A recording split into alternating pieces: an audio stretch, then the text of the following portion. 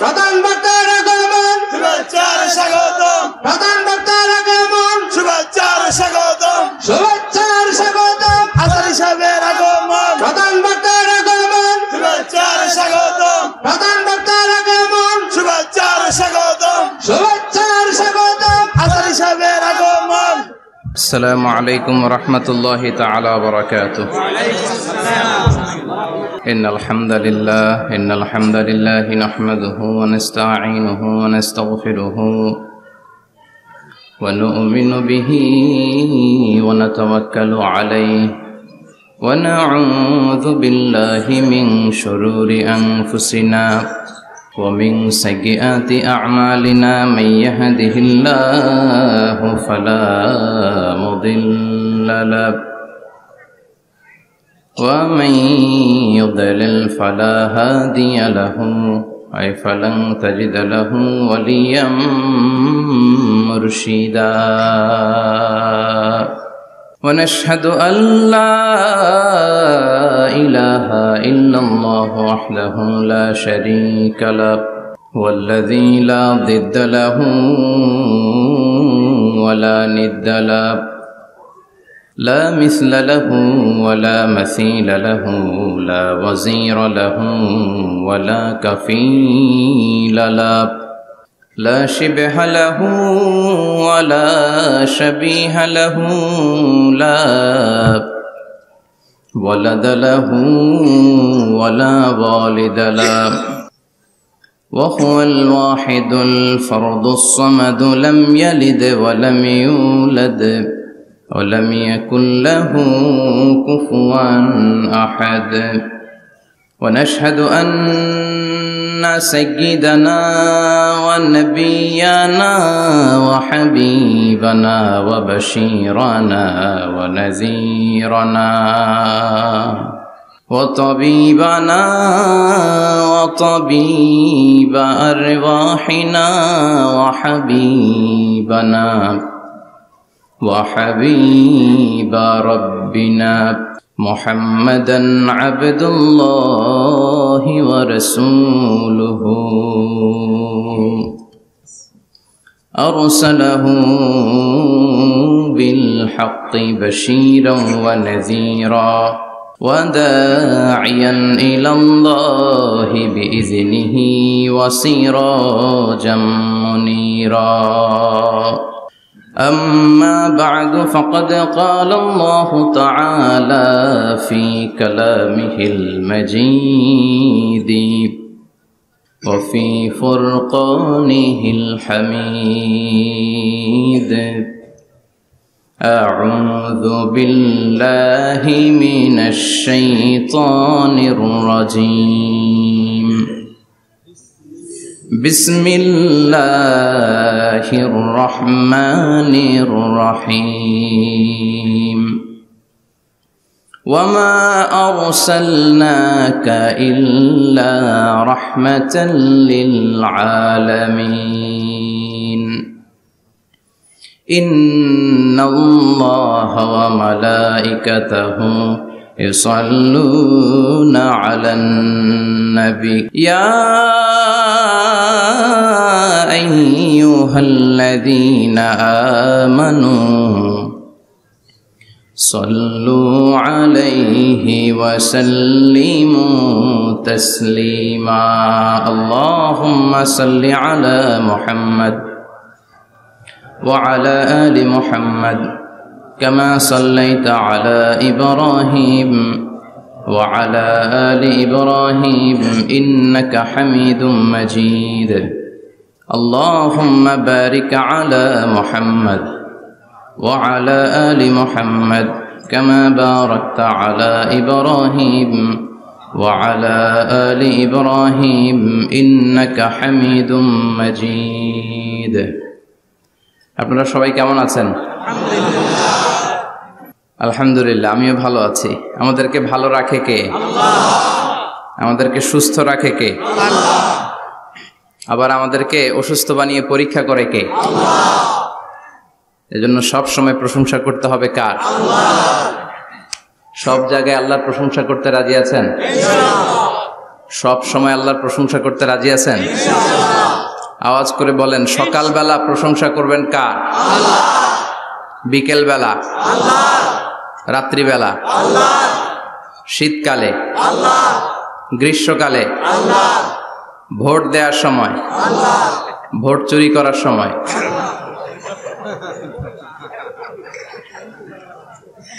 সব জায়গায় আল্লাহর প্রশংসা থাকার দরকার আছে না নাই? কিন্তু ভোট চুরি করা যাবে না। যাবে? ভোট হচ্ছে আল্লাহর পক্ষ থেকে অনেক বড় একটা আমানত। আর আমানতের ব্যাপারে in the day of judgment, কিয়ামতের কঠিন দিনে আপনাকে জিজ্ঞেস করবে কে? কুল্লুকুম রাঈন ওয়া কুল্লুকুম মাসউলুন আন রাইয়াতিহি। তোমরা প্রত্যেকে দায়িত্বশীল, আর তোমাদের প্রত্যেকের দায়িত্বের ব্যাপারে জিজ্ঞেস করা হবে। চিৎকার করে বলেন ঠিক কি না? এজন্য আমার ভোট আমি দেব, যাকে খুশি তাকে দেব এমনটা না, সৎ লোক দেখে দেব। ঠিক কি না?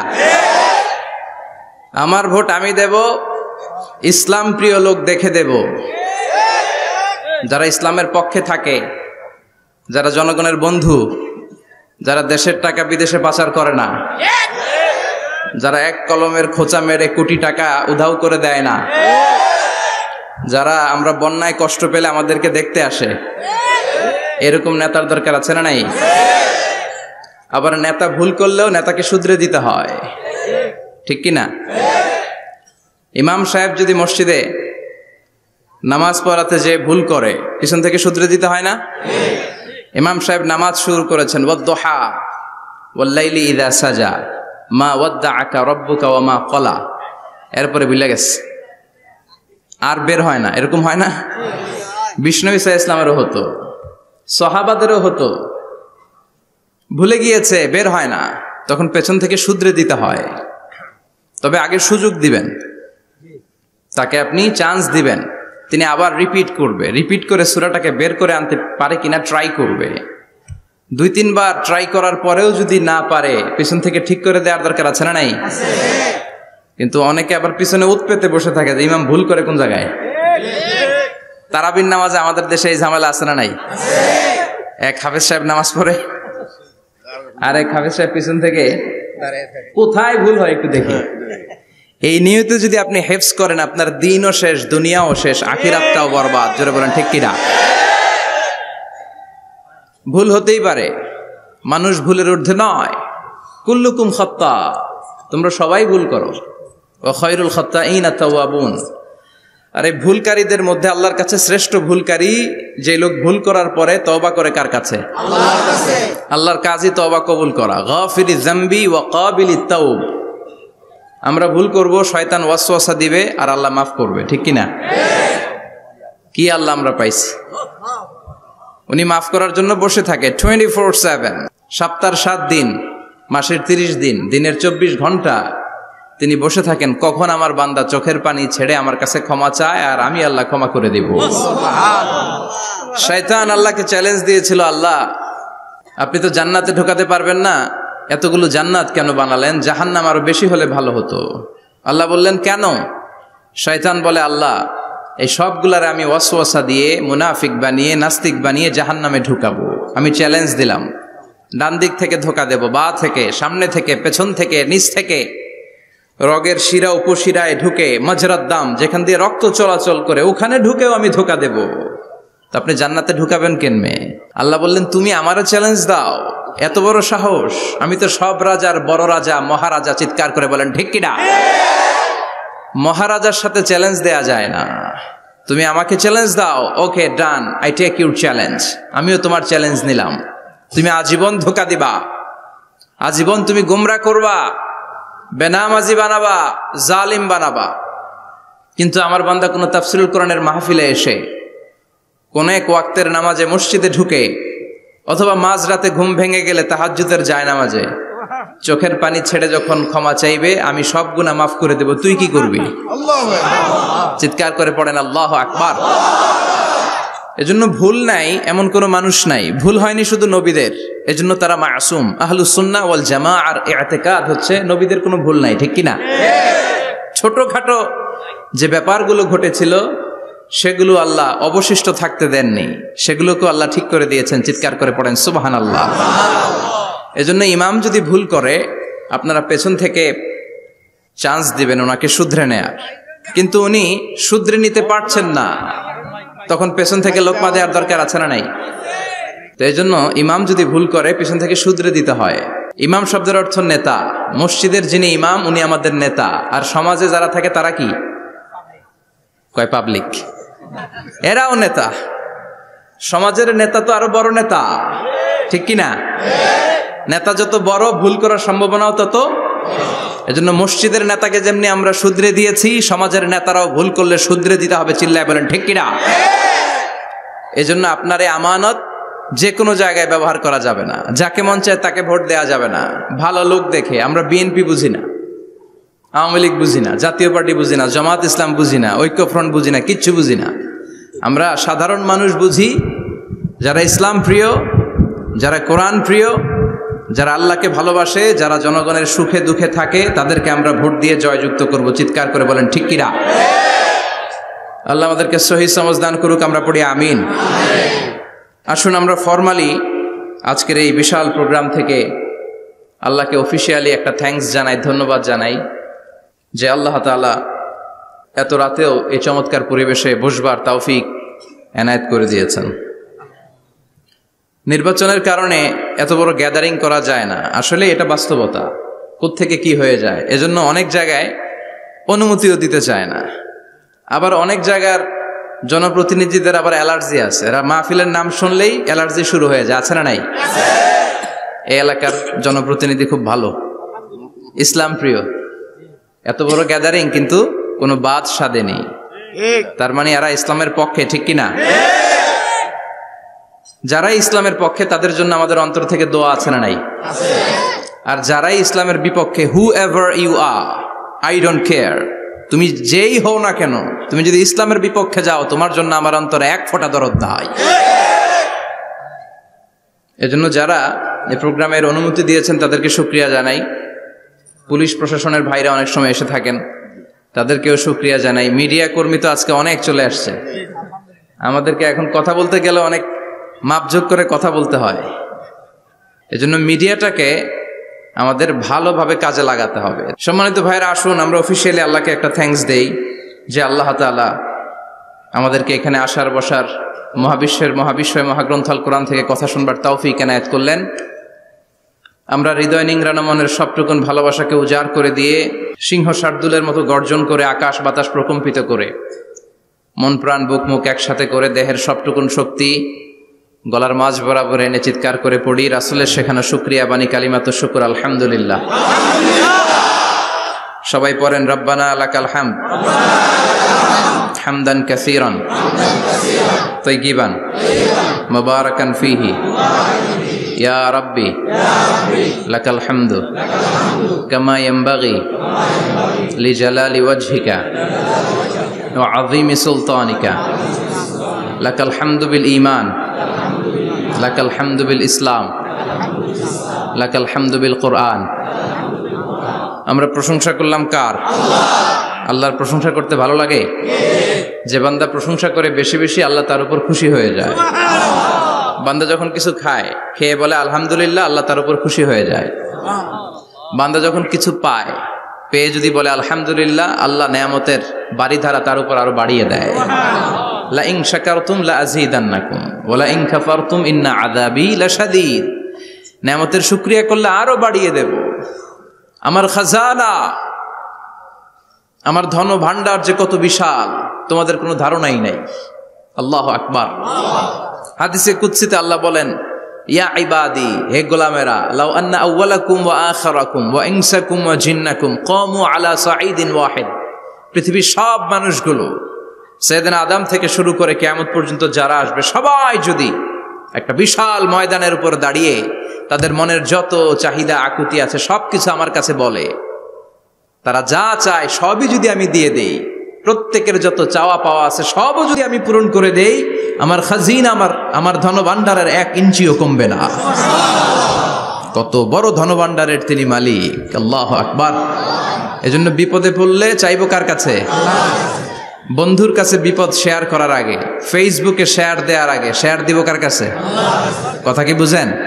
প্রথমে শেয়ার চলবে কোথায়? আল্লাহর কাছে শেয়ার করব। বিশাল ধনভাণ্ডারের মালিক আমার সব সমস্যার সমাধান করে দিলেও তার ধনভাণ্ডারের কোনো কমতি হবে না, ঠিক কি না?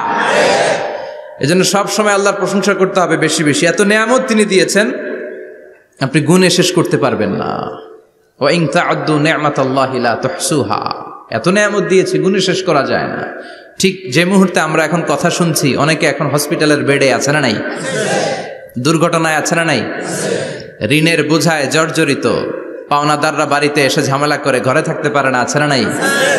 মামলা হামলা ঝামেলা জুলুম, নানা কারণে নানা জায়গায় মানুষেরা বিপদে আছে।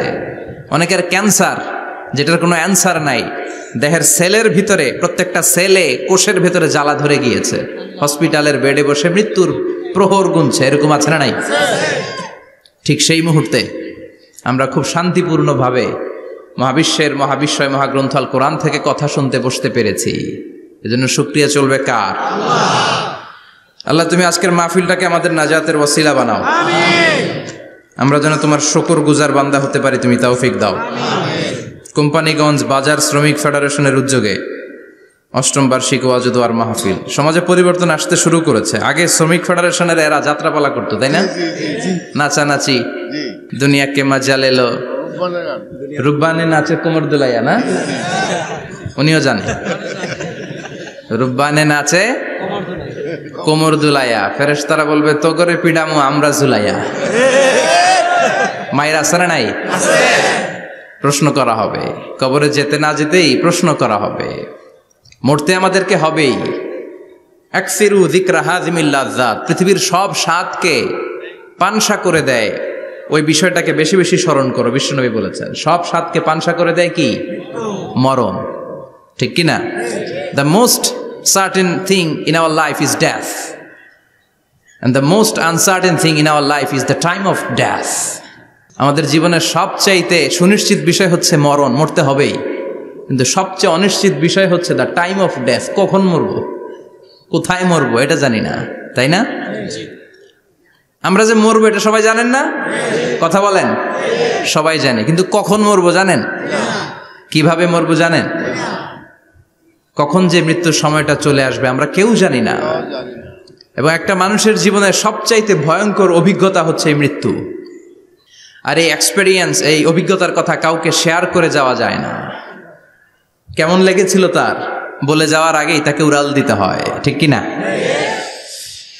এজন্য পরিবর্তন আসতে শুরু করেছে। বাজার শ্রমিক ফেডারেশনের ভাইয়ের আজকের এই চমৎকার প্রোগ্রামের অ্যারেঞ্জ করেছে। আমি আন্তরিক শুভেচ্ছা এবং মোবারকবাদ তাদেরকে জানাই। কোম্পানিগঞ্জ হাই স্কুল প্রাঙ্গণ, আলহামদুলিল্লাহ। আজকে সভাপতি জনাব হাজী মোহাম্মদ কামাল উদ্দিন সাহেব, চেয়ারম্যান 15 নং নবীপুর। সহসভাপতি হচ্ছে জনাব হাজী মোহাম্মদ জয়দুল হোসেন ভুইয়া সাহেব, আপনি? মাশাআল্লাহ। তারপর প্রধান অতিথি হচ্ছে জনাব আলহাজ মোহাম্মদ ইউসুফ আব্দুল্লাহ হারুন সাহেব, আল্লাহ কবুল করুক। যারা আসছে, যারা আসবে, আল্লাহ সবাইকে কবুল করুক। মাইকের আওয়াজ যে বোনেরা শুনছে, আল্লাহ তাদেরকেও কবুল করুক। সম্মানিত ভাইরা, আমি আপনাদের খেদমতে আল কোরআন আল কারীম থেকে ছোট্ট একটা আয়াত তেলাওয়াত করেছি। এই আয়াতের আলোকে কিছু কথা আপনাদের সামনে উপস্থাপন করার চেষ্টা করব ইনশাআল্লাহ। সবাই পড়েন ইনশাআল্লাহ। রব্বুল আলামিন ইরশাদ করছেন, ওয়ামা আরসালনাকা ইল্লা রাহমাতাল লিল আলামিন। মুখস্থ আছে না সবার? পড়েন, ওয়ামা আরসালনাকা ইল্লা রাহমাতাল লিল আলামিন। সূরাতুল আম্বিয়ার ছোট্ট একটা আয়াত, যে সূরাটা আল্লাহ তাআলা নবীদের জন্য ডেডিকেট করেছেন। এখানে আল্লাহ বলছেন, ওমা আরসালনাকা ইল্লা রাহমাতাল লিল আলামিন, I have sent you as a mercy, as a rahmah, as a barakah, as a blessings for the whole world, for the entire world. ও নবী, আপনি গোটা বিশ্বের জন্য রহমত, শুধু মানব গোষ্ঠীর জন্য না, শুধু দানব গোষ্ঠীর জন্য না, জিনদের জন্য না, প্রাণীকুলদের জন্য না, শুধু ফেরেশতাদের জন্য না, গোটা বিশ্বের জন্য বিশ্বনবীকে রহমত বানিয়ে পাঠিয়েছে কে? সবার জন্য রহমত। খোশ মেজাজের মানুষ ছিলেন, নরম দিলের মানুষ ছিলেন। ফাবিমা রাহমাতিম মিনাল্লাহি লিনতা লাহুম ওয়ালাউ কুনতা ফাযযান গালিযাল কলবি লানফাদ্দু মিন হাওলিক আল্লাহ বললেন, ও নবী, আপনার হৃদয়টা বড় নরম, সফট হার্টেড মানুষ আপনি, কোমল হৃদয়ের মানুষ আপনি, খোশ মেজাজের মানুষ। বিশ্বনবী এত খোশ মেজাজের মানুষ ছিলেন, বিশ্বনবী যেখানেই যেতেন ওখানে মানুষের ভিড় হয়ে যেত। যেখানেই যেতেন পিছু পিছু লোকজন ছুটতো, কারণ খোশ মেজাজের তো, সফট হার্টেড, হৃদয়টা কোমল, ওনার সাথে কথাই বলতে মনে চায়, টাইম পাস করতে মনে চায়। আল্লাহু আকবার। বাচ্চাদের জন্য রহমত, ছোট বাচ্চারা বিশ্বনবীর সামনে যদি কখনো চলে আসতো, বিশ্বনবী ওনার কোমল হাতটা বাচ্চাদের মাথার মধ্যে হাত বুলিয়ে দিতে। এমন কোন বাচ্চা বিশ্বনবীর সামনে দিয়ে ক্রস করতে পারতো না যে বাচ্চার মাথায় বিশ্বনবী হাত বুলাতেন না। নাতিদেরকে অনেক আদর করতেন। হাসান আর হুসাইন রাইহানাতাইন, বিশ্বনবীর সুগন্ধি। হাসান বিশ্বনবীর কোলে উঠলে সাইয়েদনা হুসাইন কোলে ওঠার জন্য কান্না করতেন, আবার হুসাইন কোলে উঠলে হাসান কান্না করতেন। আবার সাইয়েদনা হাসান বিশ্বনবীকে ঘোড়া বানিয়ে বিশ্বনবীর পিঠের উপরে বসে বিশ্বনবীর চুল ধরে টেনে টেনে খেলা করতে। বিশ্বনবী ঘোড়া, আর ঘোড়ার বাদশা হচ্ছে হাসান। সুবহানাল্লাহ পড়বেন না? কি খুনসুটি, কি সম্পর্ক! স্ত্রীদের সাথে ভালো আচরণ, কম্প্যানিয়ন্স যারা আছে সাথীদের সাথে ভালো আচরণ, সবার সাথে ভালো আচরণ, সবার জন্য রহমত। এজন্য আল্লাহ বললেন, ওয়ামা আরসালনাকা ইল্লা রাহমাতাল লিল আলামিন। I have sent you as a mercy for the entire universe. ও নবী, আপনি সবার জন্য রহমত, আপনি সবার জন্য কল্যাণ। আপনার মধ্যে রহমতের বাড়িধারা এত বেশি, আপনি হ্যাঁ বললে শরীয়তের হুকুম হালাল হয়ে যায়, আপনি না বললে শরীয়তের হুকুম হারাম হয়ে যায়। আবার আপনি আঙ্গুল তুললে চাঁদ দুই ভাগ হয়ে যায়, জমিন থেকে পা তুললে আপনি আকাশে মেরাজে চলে যান। কি স্ট্যাটাস! কুড ইউ ইমাজিন কি স্ট্যাটাস আল্লাহ ওনাকে দিয়েছে। উনি হ্যাঁ বললে এটা হালাল, কারণ কোনটা হালাল কোনটা হারাম এটা ওনার কাছ থেকে জেনেছে। উনি যদি বলে ইয়েস, করতে পারবেন আপনারা, হালাল, কোটি কোটি মানুষের জন্য পারমিসিবল, লিগ্যাল। উনি যদি বলেন নো, আমাদের সবার জন্য এটা হারাম, কোটি কোটি মানুষ আর করতে পারবো না। আঙ্গুল তুলেছেন চাঁদ দুই ভাগ হয়েছে, পা তুলেছেন মেরাজে চলে গিয়েছে। আল্লাহু আকবার। তার মানে এমন নবী যে নবীর হা এবং না এগুলো শরীয়তের দলিল, ঠিক কিনা? এ নবী এমন নবী, এ নবীরে বাদ দিলে কোরআন বোঝা যায় না, এ নবীরে বাদ দিলে হাদিস বোঝা যায় না, এ নবীরে বাদ দিলে নামাজ বোঝা যায় না, ঠিক কিনা? কারণ কেমন করে নামাজ পড়তে হবে এই নবী আমাদেরকে হাতে কলমে শিখিয়েছে। সল্লু কামা রাআইতুমুনি উসাল্লি, আমি যেমনি সালাত পড়ি তেমনি পড়ো। বিশ্বনবী যেমন শিখিয়েছেন তার বাইরে অন্য কোন নিয়মে সালাত পড়লে হবে নাকি? কথা বলেন। ফজরের সালাত 2 রাকাত, আপনি যদি পড়েন 3 রাকাত, কবুল হবে নাকি? 4 রাকাত পড়লে, 6 রাকাত, 12 রাকাত এরকম পড়লে মায়ের আসানা নাই, কবুল হবে না। অনেক বেশি পড়েছেন, সময়ও দিয়েছেন বেশি, কবুল হবে না। কেননা বিশ্বনবী যেভাবে শিখিয়েছে ওইভাবে পড়েন নাই তো, ঠিক কিনা?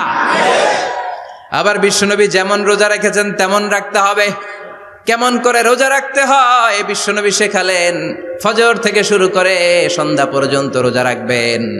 আপনি সকাল থেকে শুরু করে আসর পর্যন্ত রেখে আসরের পরে ইফতারি করলে হবে নাকি? কথা বলেন। কারণ বিশ্বনবীর পদ্ধতিতে হয় নাই। আবার এই নবীকে বাদ দিলে হজ বোঝা যায় না, কেননা এই নবী কেমন করে হজ করতে হয় আমাদেরকে শিখিয়েছেন। বিশ্বনবী ওনার পুরো জীবনে 4টা উমরা করেছেন, একটা মাত্র হজ করেছেন। আর বলেছেন খুযু আন্নী মানাসিকাকুম, কেমন করে হজ করতে হয় আমার কাছ থেকে তোমরা শিখে নাও। হজের সিস্টেম কি আমার থেকে শিখে নাও। মাত্র একবার হজ করেছেন, তাতেই হজের সব আহকামগুলো আমাদের কাছে ক্রিস্টাল ক্লিয়ার, স্বচ্ছ কাচের মতো, স্ফটিক কাচের মতো, স্বচ্ছ পানির মতো এত সুন্দর তিনি বর্ণনা দিয়েছেন। এই বর্ণনার উপর ভিত্তি করে লক্ষ লক্ষ মানুষ গোটা বিশ্ব থেকে কাবার প্রান্তরে জমা হয়, ঠিক কিনা? মাসাবাতান লিন্নাসি ওয়া আমনা, গোটা বিশ্বের মানুষের মিলন কেন্দ্র। আপনি যখন মসজিদুল হারামে যাবেন, মসজিদে নববীতে যাবেন, দেখবেন আজান হয়ে গেলে লক্ষ লক্ষ মানুষ কাবার দিকে ছুটে, ঠিক কিনা? আজান হওয়ার সাথে সাথে শারে আল হিজরা দিয়ে, জারওয়াল দিয়ে, গাজ্জা দিয়ে, আজিয়াদ রোড দিয়ে পঙ্গপালের মতো মানুষগুলো কাবা কেন্দ্রিক হতে শুরু করে। কারণ কাবা হচ্ছে অ্যাসেম্বলি পয়েন্ট, গ্যাদারিং পয়েন্ট, এটা মিলন কেন্দ্র। এই কাবাকে কেন্দ্র করে প্রতিদিন লক্ষ লক্ষ মানুষের মিলন মেলা বসে। চিল্লায় বলেন ঠিক কিনা? কেমন করে হজ পালন করবেন বিশ্বনবী শেখালেন, কারণ বিশ্বনবীরে বাদ দিলে হজ বোঝা যায় না। তার মানে বুঝলাম উনি হ্যাঁ বললে হালাল, না বললে হারাম। উনারে বাদ তো কোরআন বাদ, উনি বাদ তো হাদিস বাদ। কথা বলেন? উনি বাদ তো নামাজ বাদ, উনি বাদ তো রোজা বাদ, উনি বাদ তো হজ বাদ। এজন্য উনারে বাদ দিলে কোরআন বোঝা যায় না, নামাজ বোঝা যায় না, উনারে বাদ দিলে হজ বোঝা যায় না। তাই উনার সাথে যারা বেয়াদবি করবে ওদেরকেও এমনি এমনি ছেড়ে দেয়া যায় না। বিশ্বনবীর সাথে যদি বেয়াদবি করে এটা অনেক বড় ধরনের বেয়াদবি, এটা রাষ্ট্রীয় আইন করে ওকে শাস্তি দিতে হবে, ঠিক কিনা? বিশ্বনবীর বিরুদ্ধে যদি ব্লগে কিছু লিখে, কেউ ব্লগ লিখে, বিশ্বনবীর পারিবারিক জীবন নিয়ে যদি কেউ কটু কথা বলে, বাজে মন্তব্য করে, বিশ্বনবীর ব্যাপারে যদি শাহবাগের চত্বর থেকে, প্রজন্ম চত্বর থেকে কোনো কথা বলে, ওই বেয়াদবগুলারে ফাঁসির রশিতে ঝুলানোর দরকার আছে না নাই? Very sensitive issue. বিশ্বনবীর সম্মান গোটা উম্মার সম্মান, কারণ বিশ্বনবী বাদ তো পুরো ইসলাম বাদ। এজন্য আমার নবীর বিরুদ্ধে কথা বললে ওর সাথে আমাদের কোনো কথা নাই। চিল্লায় বলেন ঠিক কিনা? এই সেনসিটিভ ইস্যুতে আমরা সবাই এক। এখানে জামাত ইসলাম নাই, হেফাজত ইসলাম নাই, তাবলিগ নাই, আলিয়া নাই, কওমি নাই। বিশ্বনবীর সাথে বেয়াদবি করলে ওগুলোকে রাষ্ট্রীয়ভাবে ফাঁসি দেওয়ার দরকার, শাস্তি দেওয়ার দরকার আছে না নাই? সবাই একমত? এই বেয়াদবগুলোর সাথে আমাদের কোনো সম্পর্ক নাই। চিল্লায় বলেন ঠিক কিনা? এই বেয়াদবগুলো যদি নবীর ব্যাপারে আর কিছু বলে সবাই মাঠে নামতে রাজি আছেন তো? এদের বিরুদ্ধে মুষ্টিবদ্ধ হাত নিয়ে ময়দানে থাকতে রাজি আছো তো মুসলমান? কারা কারা রাজি হাত তুলে আল্লাহর দেখা।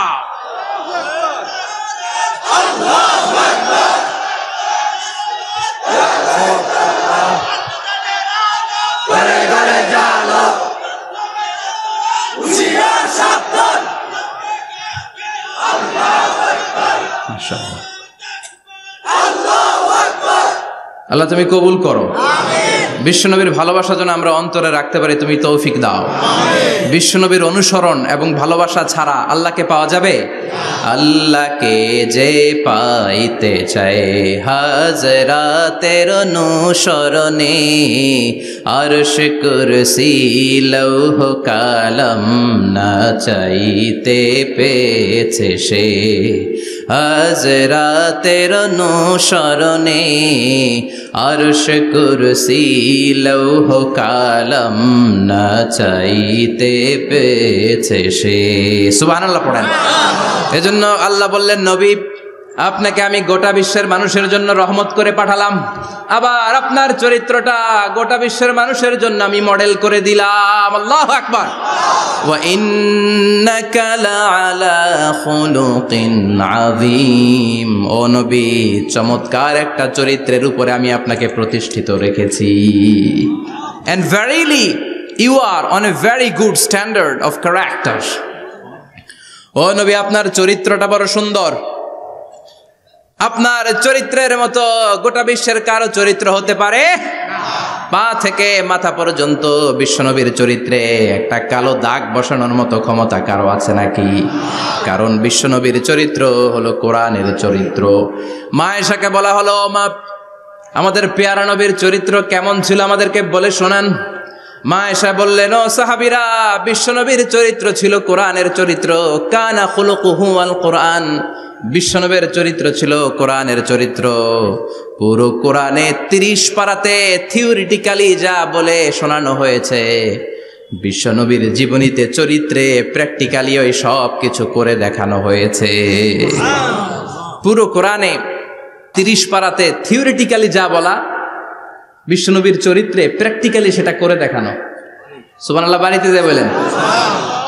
আবার বিশ্বনবীর আরেক স্ত্রী উম্মে সালামা বলতেন, ইনদামা ইয়ামশি রাসূলুল্লাহ আলাল আরদি কাআন্নাল কুরআনা ইয়ামশি আলাইহি। যখন বিশ্বনবী রাস্তার উপর দিয়ে হেঁটে যেত, মনে হয় কোরআন শরীফটা রাস্তার উপর দিয়ে হেঁটে হেঁটে যায়। কোরআনুল কারীম রাস্তা দিয়ে হেঁটে হেঁটে যাচ্ছে, মনে হচ্ছে যে এটা বিশ্বনবী নয়, এটা জীবন্ত কোরআন। পড়েন আল্লাহু আকবার। এজন্য এই নবীকে আল্লাহ এমন স্ট্যাটাস দিয়েছেন, পৃথিবীর কোন নবীকে তেমন স্ট্যাটাস দিয়েছে নাকি? এই নবীকে আল্লাহ এমন মর্যাদা দিয়েছে, গোটা বিশ্বের কাউকে এমন মর্যাদা দিয়েছে নাকি? এমন কিছু গুণাবলী, ক্যারেক্টারিস্টিক্স আল্লাহ বিশ্ব নবীকে দিয়েছে, পৃথিবীর কোন নবীকে সেগুলো দেয় নাই। সুবহানাল্লাহ। খুশি না বেজার? খুশি তো সবাই। কি দিয়েছেন, কি স্পেশাল এক্সট্রা স্ট্যাটাস আল্লাহ তাআলা বিশ্ব নবীকে দিয়েছেন আমরা শুনি। এক নাম্বার স্ট্যাটাস হলো সাহিবুব শাক্কি সাদর। বিশ্ব নবীর সিনা চাক হয়েছে, পৃথিবীর কোন নবীর সেটা হয় নাই। সুবহানাল্লাহ। দুইবার হয়েছে এটা বিশ্ব নবীর জীবনে। হালিমাতু সাদিয়ার বাড়িতে যখন দুধ পান করতে গিয়েছিল তখন হয়েছিল, আবার মেরাজের রাতে হয়েছিল। উম্মে হানির ঘর থেকে চলে সাইয়েদনা জিব্রাইল বিশ্ব নবীকে হাতিমে কাবায় শুইয়ে দিলেন। এরপর গলার নিচ থেকে শুরু করে নাভি পর্যন্ত বুকটা কেটে ফেললেন, বিশ্বনবীর হৃদয়টাকে বের করলেন, জামজামের পানি দিয়ে ধৌত করলেন, আবার পেটের ভেতরে হৃদয়টাকে ঢুকিয়ে দিলেন। দিস ইজ কল্ড শাক্কে সাদার। উর্দু ফার্সিতে বলে সিনা চাক, ইংরেজিতে বলে ওপেন হার্ট সার্জারি। সুবহানাল্লাহ পড়বেন না? আমাদের অনেকের ওপেন হার্ট সার্জারি হয় না, গলা থেকে নাভি পর্যন্ত কাটা, সেলাই করে দিলে আবার বাঁচে। এটা বিশ্বনবীর সিনা চাক থেকে আবিষ্কার হয়েছে। পড়েন আল্লাহু আকবার। যে সমস্ত সাহাবারা বিশ্বনবীকে খালি গায়ে দেখেছে, উদম গায়ে দেখেছে, তারা বর্ণনা করেছে দুইটা কাপড় মাঝখান দিয়ে সেলাই করলে যেমনি দাগ দেখা যায়, আমরা বিশ্বনবীর গলা থেকে নাভি পর্যন্ত এরকম সেলাইয়ের দাগ দেখতে পেয়েছি। শাক্কুস সাদর, special status of the last Messenger Muhammad সাল্লাল্লাহু। আর কোন নবীকে আল্লাহ এটা দেয় নাই। খুশি না বেজার? আবার উনি হলেন সাহিবুল মেরাজ। উনার মেরাজ হয়েছে, আর কোন নবীর হয়েছে নাকি? কথা বলেন। বিশ্বনবীর হৃদয়টা বড় ভাঙা, কলিজার টুকরা স্ত্রী খাদিজা নাই, যাকে সবচেয়ে ভালোবাসতেন, সবচেয়ে প্যার করতেন, যাকে মাহাব্বাত করতেন। এবং সাইয়েদাতুনা খাদিজার জন্য বিশ্বনবী মা আয়েশাকে ধমকও দিয়েছেন। সাইয়েদাতুনা খাদিজার কথা যখন বিশ্বনবী বলে বেড়ায় মা আয়েশার কাছে, খাদিজার কথা বললে মা আয়েশা বলতেন, ও নবী, কোন জাহিলি যুগে এক বুড়ি মহিলার সাথে আপনার বিয়ে হয়েছিল, মরে গিয়েছে, কবরে শুয়ে আছে। ওই মহিলার পরে কত সুন্দরী সুন্দরী নারীরা আমরা আপনার ঘরে আসলাম, তারপরে ওই বুড়ির কথা আমাদেরকে বলেন কেন? ওই বুড়ির কথা শোনান কেন? বিশ্বনবী রেগে গেলেন। সাইয়েদাতুনা খাদিজাকে বুড়ি বলার কারণে বিশ্বনবী মা আয়েশার চোয়ালটা এইভাবে চেপে ধরেছে। কোনদিন স্ত্রীর গায়ে হাত তোলেননি, শুধু এই একবার খাদিজাকে বুড়ি বলার কারণে মা আয়েশার থুতনি চেপে ধরেছিলেন। আল্লাহু আকবার। আবার বিশ্বনবী বলতেন, রুজিকতু হুব্বাহা, খাদিজার ভালোবাসা আল্লাহ আমার হৃদয়ে ঢুকিয়ে দিয়েছে। আবার বিশ্বনবী দোয়া করলে বলতেন, ও আল্লাহ, ওই কিয়ামতের ময়দানে যেদিন বন্ধু বন্ধুরে চিনবে না, বাবা ছেলেরে চিনবে না, মা তার মেয়েরে চিনবে না, পীর সাহেব মুরিদরে চিনবে না, মুরিদ পীর সাহেবরে চিনবে না, ওই কঠিন দিনে যেন আমি আমার কলিজার টুকরা খাদিজারে ভুলে না যাই। ওই কঠিন দিনে আমি যেন আমার খাদিজারে চিনতে পারি। সুবহানাল্লাহ। তার মানে ভালোবাসা বেশি না কম? সাইয়েদাতুনা খাদিজা ইন্তেকাল করলেন, জাবালে হাজুনের পাশে ওনার কবর। যারা হজ উমরা করতে গিয়েছেন দেখেছেন না, মক্কা একটা কবর আছে, এটা মাকবারাতুল মা'লা। মা'লা, কিন্তু এটারে বাংলাদেশিরা বলে জান্নাতুল মুআল্লা। কি বলে? এটারে জান্নাতুল মুআল্লা বলবেন না, কারণ এই কবরস্থানে অনেক কাফির মুশরিকেরও কবর আছে, তো ওদের কবরস্থান কি জান্নাত হইতে পারে? এটাকে মাকবারা বলবেন। মাকবারা মা'লা বা মুআল্লা, আর মদিনায় হচ্ছে মাকবারাতুল বাকিয়া। মুআল্লা কবরস্থান মক্কায়, আর বাকি কবরস্থান মদিনায়। এর পাশে বিশাল এক পাহাড়, হেরেম শরীফ থেকে দেখা যায় জাবালে হাজুন, এর পাদদেশে বিশ্বনবী নিজ হাতে সাইয়েদাতুনা খাদিজাকে কবর দিয়েছেন। কবর দিয়ে সবাই চলে যায়, বিশ্বনবী যায় না। দাঁড়িয়ে দাঁড়িয়ে কাঁদতে লাগলেন। সাইয়েদনা আবু বকর বলে, নবী চলেন ঘরে ফিরে যাই। বিশ্বনবী বললেন, তুমি যাও, আমি যাব না। যেই মহিলাটাকে এইমাত্র কবর দিলাম সাধারণ মহিলা না, আমার বিপদের দিনের সঙ্গিনী খাদিজা। আজীবন আমাকে ছাতার মতো শেল্টার দিয়েছে, সমস্ত সম্পদ আমার পায়ের সামনে বিছিয়ে দিয়েছে রে আবু বকর। কি প্যার করতেন বিশ্বনবীকে। সাইয়েদাতুনা খাদিজা ইন্তেকাল করলেন। চাচা আবু তালেব ইন্তেকাল করলো, দাওয়াত দেওয়ার জন্য বিশ্বনবী ওই তায়েফের ময়দানে গেলেন। তায়েফের ছেলেরাও পাথর মেরে বিশ্বনবীর দেহটারে ঝাঁঝরা করে দিল। বলেন ঠিক কিনা? খেয়ে না খেয়ে দিন প্রচারের কাজে নিজেকে দিয়েছ বিলিয়ে, তায়েফের কাফিরেরা চিনল না সে আলো, দুষ্ট ছেলেদের পিছু দিল লেলিয়ে। পাথরের আঘাতে ক্ষত বিক্ষত হয়ে সারা শরীর থেকে রক্ত ঝরে।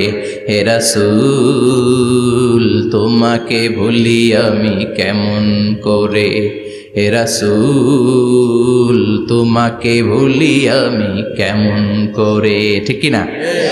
খাদিজা নাই, আবু তালেব নাই, তায়েফে যে মার খেয়ে আসলেন, অন্তরটা একেবারে ভাঙা, আর মন বসে না, কিচ্ছু ভাল লাগে না। বিশ্বনবীর মনের ভেতরে হাহাকার। বিশ্বনবীর মনে হলো ডানে বায়ে দুনিয়ায় আমার মনে হয় কেউ নাই। বিশ্বনবী দুনিয়ায় বসে কষ্ট পায়, আরশের উপর থেকে এগুলো দেখে কে? আল্লাহ প্ল্যান করছেন কেমন করে আমার বন্ধুর মনটারে ভালো করা যায়। বিশ্বনবীকে স্পেশাল সারপ্রাইজ দেওয়ার জন্য আল্লাহ প্ল্যান করলেন।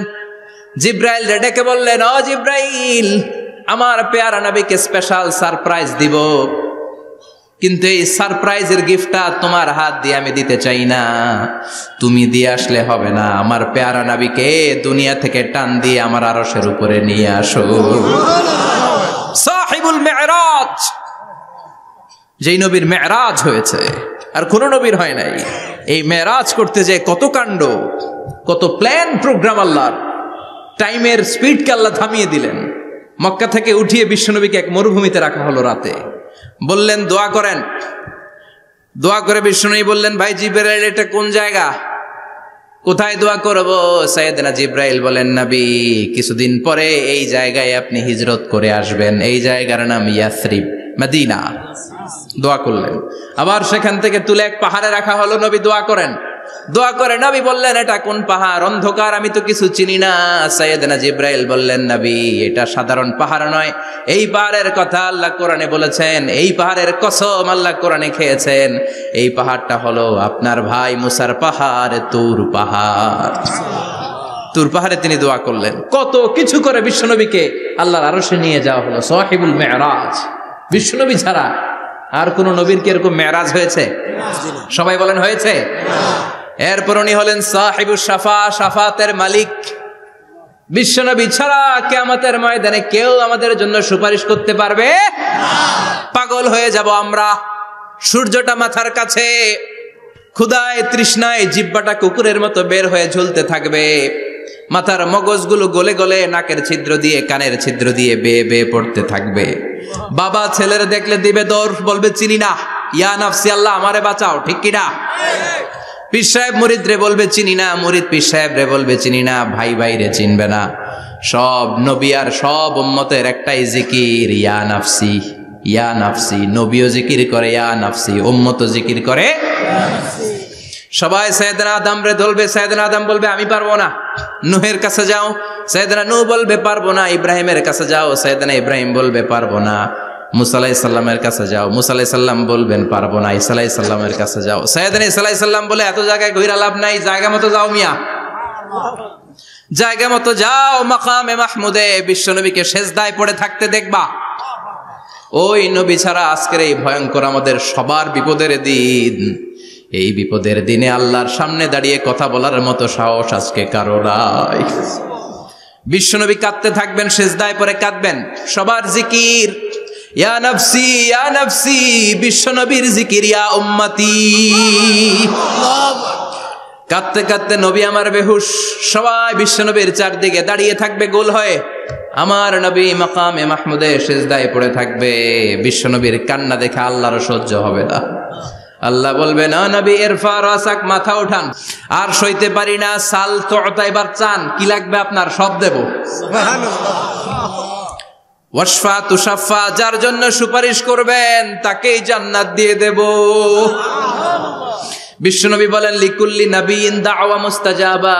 সব নবীর দুনিয়াতে একটা স্পেশাল দোয়া ছিল, এটাকে বলে দাওয়া মুস্তাজাবা। এই দোয়াটা করলেই কবুল করে নিয়েছে কে? সব নবীর ওই দোয়াটা দুনিয়াতেই করেছেন, শুধুমাত্র কেবলমাত্র বিশ্বনবী তার স্পেশাল দোয়াটা আজ পর্যন্ত এখন পর্যন্ত করে নাই।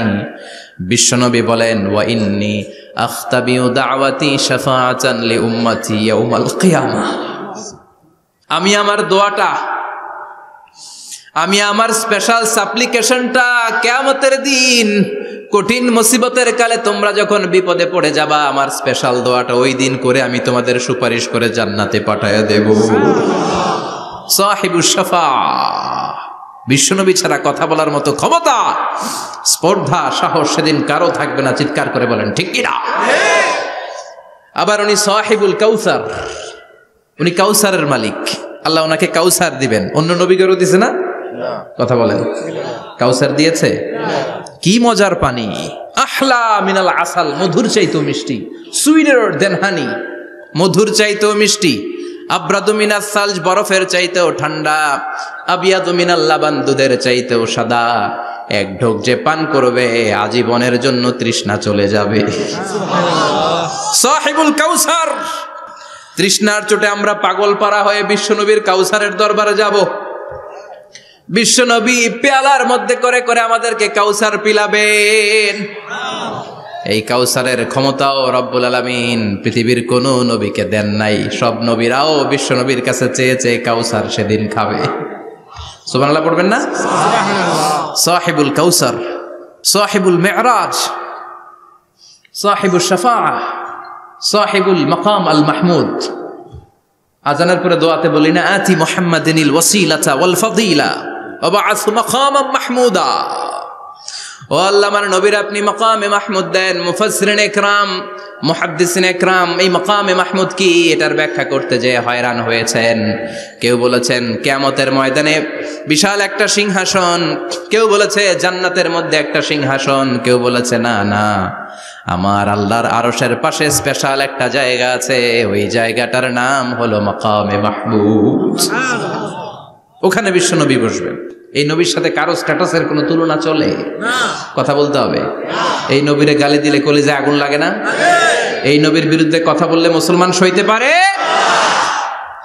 এমন স্ট্যাটাস হলো আল্লাহ বানালেন, এত মর্যাদা আল্লাহ দিলেন, এত সম্মান দিলেন, গোটা বিশ্বের কোন নবীরে দেয় নাই।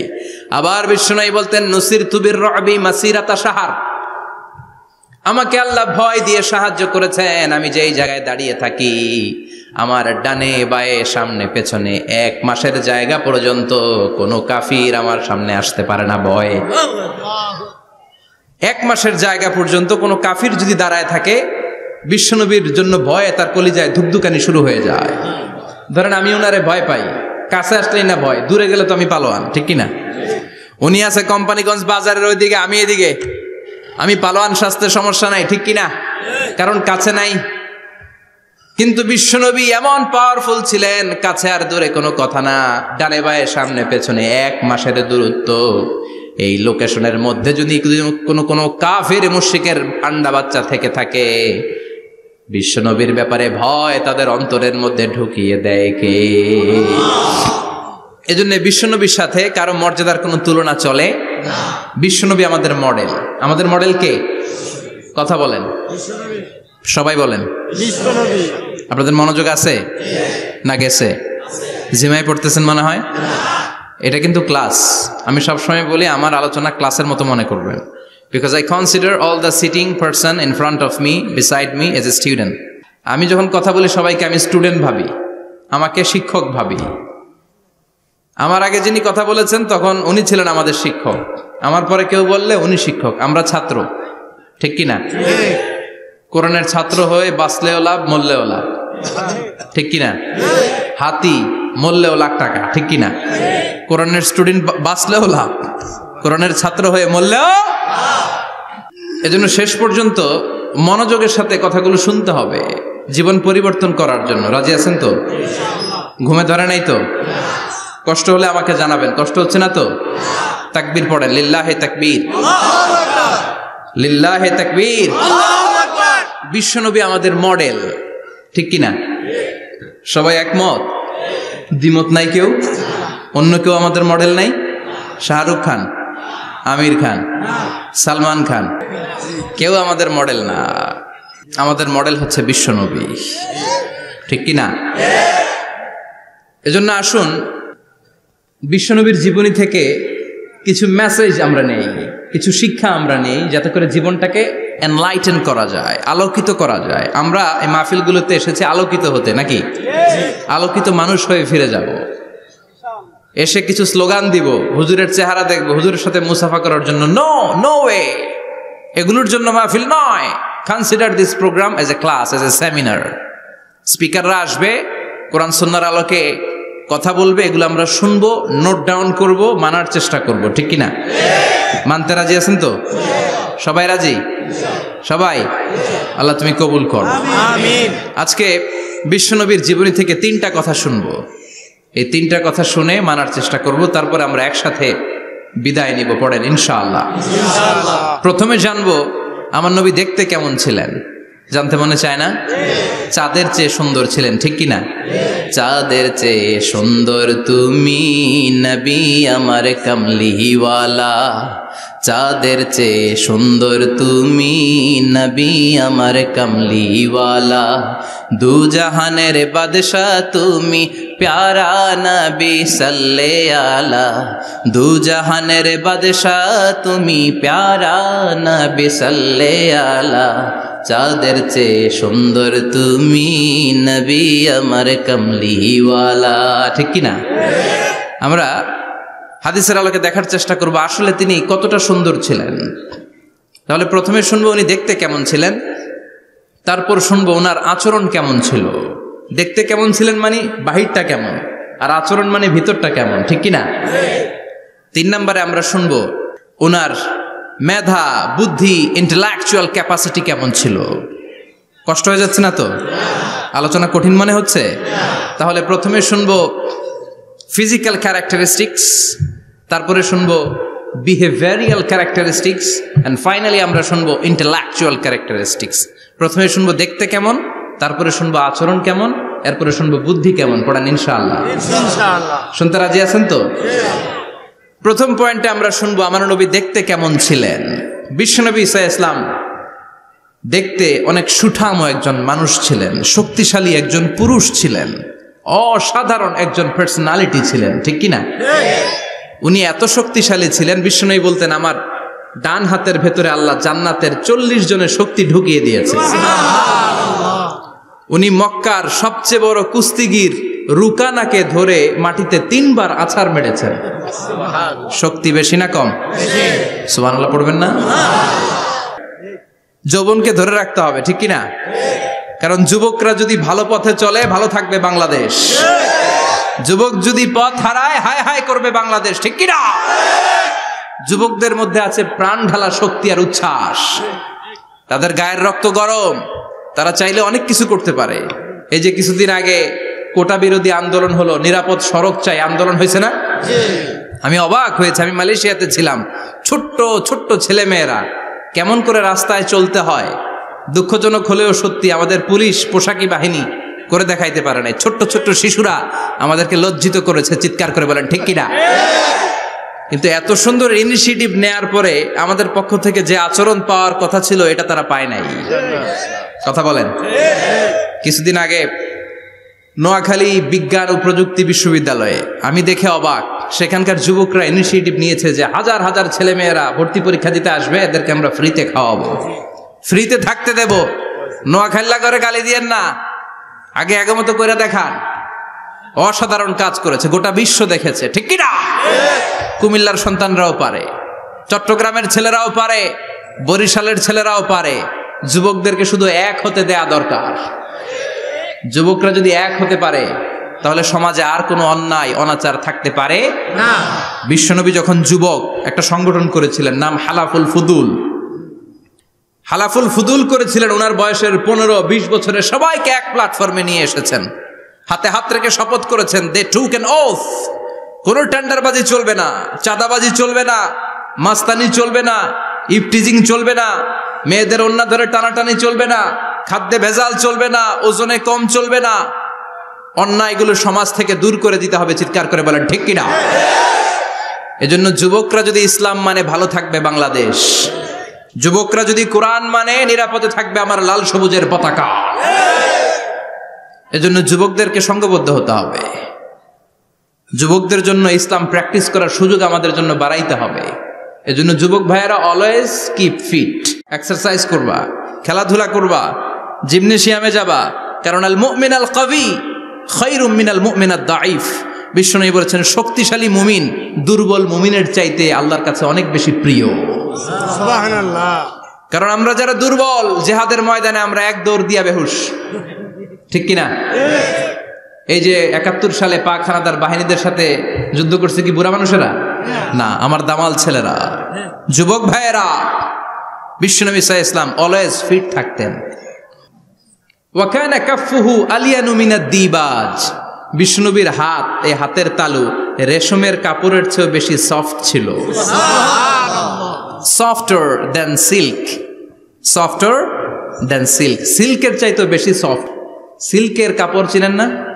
জর্জেটের কাপড় ধরতে কোমল লাগে, মোলায়েম লাগে। বিশ্বনবীর হাতের তালু এর চাইতেও মোলায়েম।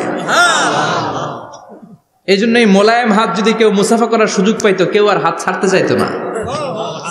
আর বিশ্বনবীর অভ্যাস ছিলেন, বিশ্বনবী কারোর সাথে মুসাফা করলে, যার সাথে মুসাফা করেছেন উনি হাত টেনে না নিলে বিশ্বনবী ওনার হাত টেনে নিতেন না। আল্লাহু আকবার পড়বেন না? কি অসাধারণ ব্যক্তিত্ব ছিল। হাতের তালু ছিল সফটার দেন সিল্ক। ওয়া কানা রাবাআতাম মিনাল কওম লাইসা বিত-তাবিল ওয়ালা বিল কাসীর। বিশ্বনবী দেখতে একজন মাঝারি গড়নের লোক ছিলেন, খুব লম্বাও না, খুব খাটোও না। খুব বেশি লম্বাদেরকে ভাল লাগে? কথা বলেন। তাকাইতে গেলে টুপি পরে যাওয়ার সম্ভাবনা আছে। খুব খাটো যারা, এদেরকেও কিন্তু দেখতে অতটা ভাল লাগে না। বিশ্বনবী ছিলেন ব্যালেন্সড, মাঝারি ধরনের। লাইসা বিত-তাবিল ওয়ালা বিল কাসীর। কিভাবে আল্লাহ চুজ করেছেন ওনার পেয়ারা হাবিবকে, পড়েন সুবহানাল্লাহ। ওয়া কানা আযহারাল লাউন। ফর্সা রঙের মানুষ ছিলেন, ব্রাইট কালার। কি কালার? Bright colour.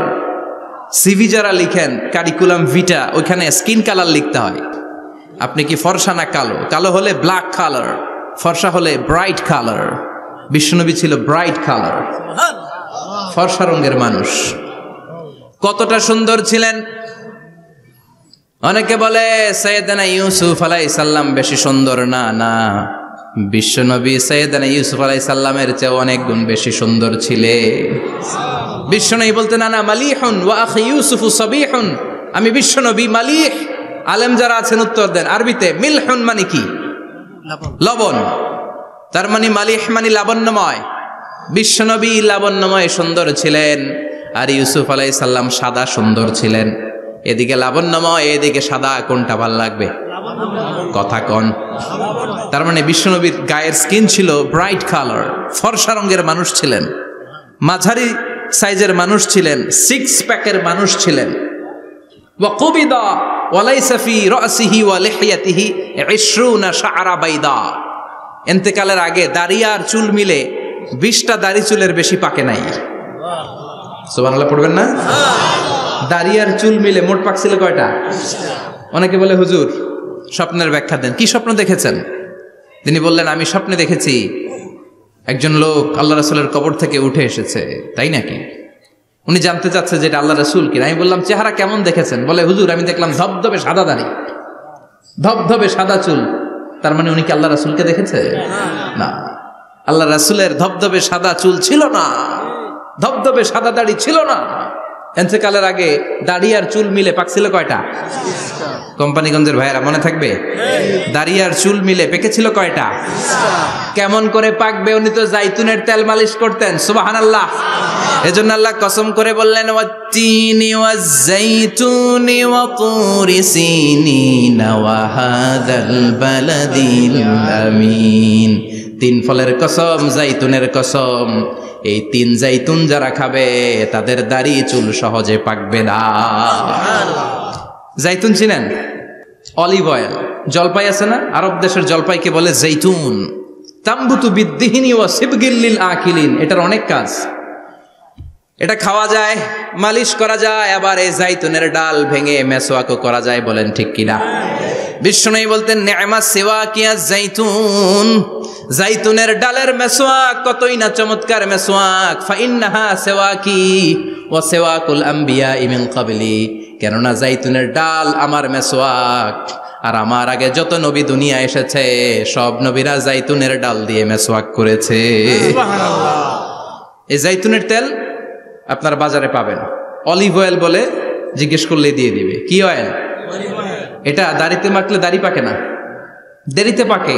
চামড়ায় লাগালে ম্যাসেজ করলে চামড়ার ভাঁজগুলো পড়বে না, আপনার স্কিন সুন্দর থাকবে। বিশ্বনবী এটা মাখতেন, এজন্য দাড়ি আর চুল তেমন একটা পাকে নাই। আওয়াজ করে পড়তে হবে আল্লাহু আকবার। তুলুশ শাআর ইলা শাহমাতাইল উযুন।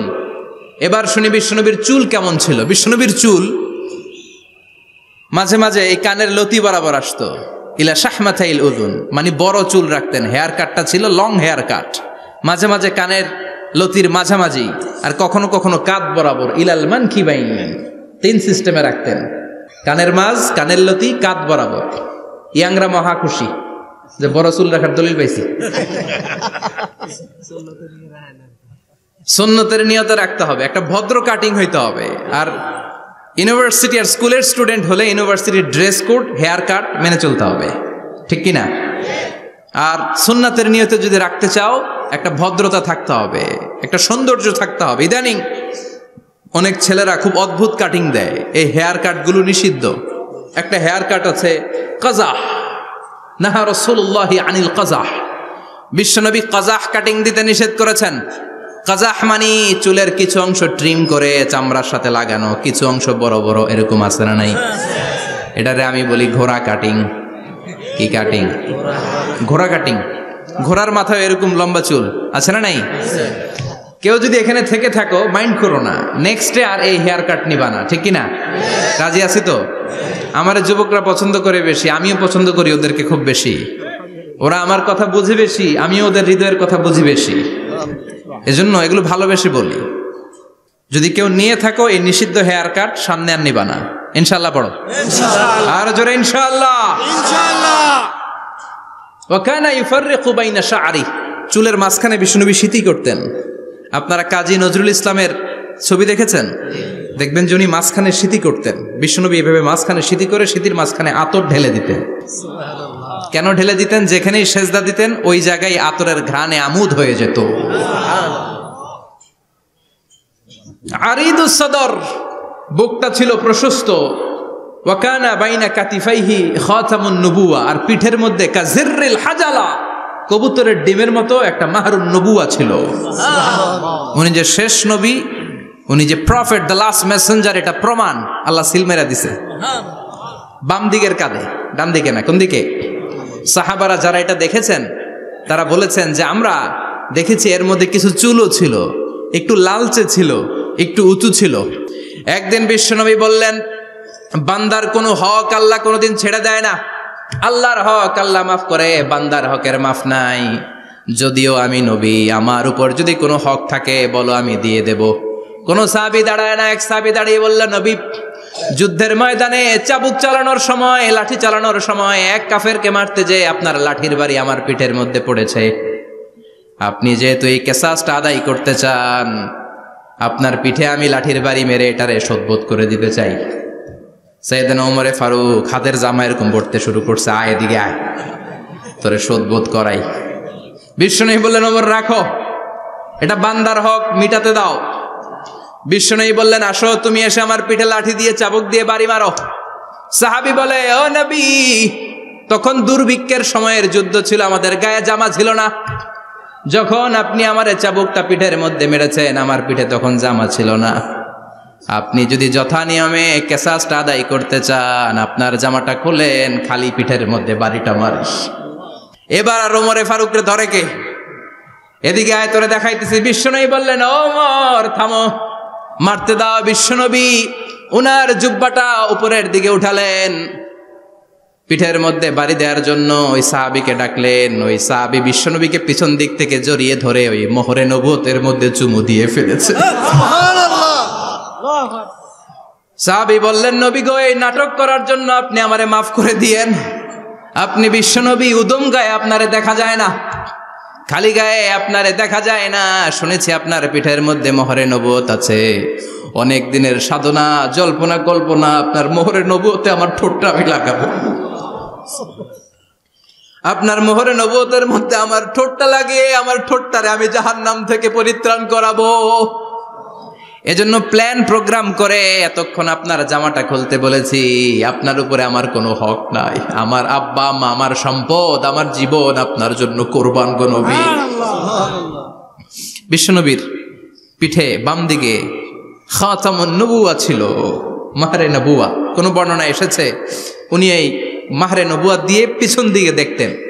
বিশ্বনবী যখন নামাজ পড়তেন উনি বলতেন, ইস্তাকিমু ওয়া'তাদিলু ইয়ারহামুকুমুল্লাহ, কাতার সোজা করো, ফাঁকা জায়গা বন্ধ করে দাও, কারণ আমি সামনে যেমনি দেখি পেছনেও তেমনি দেখি। অনেকে বলেন বিশ্বনবী পেছনে দেখতেন এই মাহরে নবুয়তের জায়গাটা দিয়ে। এটা ছিল বিশ্বনবীর behind CC camera, behind close circuit camera. আল্লাহু আকবার। বিশ্বনবী ছাড়া কোন নবীর পিঠে এরকম মাহরে নবুয়া ছিল নাকি? কথা বলেন। এজন্য ওই নবীরে গালি দিলে সহ্য হয়? কথা বলেন, সহ্য হয়? আবিয়াদুল ইবতাইন, বগল ছিল শুভ্র সাদা। আমাদের বগল কি সাদা? দুর্গন্ধ, কুৎসিত, কালো, তাই না? বিশ্বনবীরটা কালো? কথা কন, শুভ্র সাদা। আমরা দোয়া করি এভাবে। বিশ্বনবী মাঝে মাঝে দোয়া করতে করতে বৃষ্টির জন্য যখন দোয়া চাইতেন, আরাফার ময়দানে যখন দোয়া চাইতেন, দোয়া করতে করতে হাতটারে উপরের দিকে করতেন। সবাই এরকম হাত তোলেন, সবাই হাত তোলেন। বিশ্বনবী মাঝে মাঝে আবেগের চোটে এইখান থেকে হাতটা এই জায়গায় নিয়ে যেতেন। সুবহানাল্লাহ। বিশ্বনবী যখন হাত আবেগের চোটে উপরের দিকে উঠাতেন, বিশ্বনবীর বগল দেখা যেত। সাহাবারা বলতেন, হাত্তা ইরা বায়াদু ইবতাইহি, এই সুযোগে আমরা দেখতাম ওনার বগলটা ধবধবে সাদা, কোনো দাগ ছিল না। মুস্তাওয়াল জাবিন, প্রশস্ত ললাট ছিল।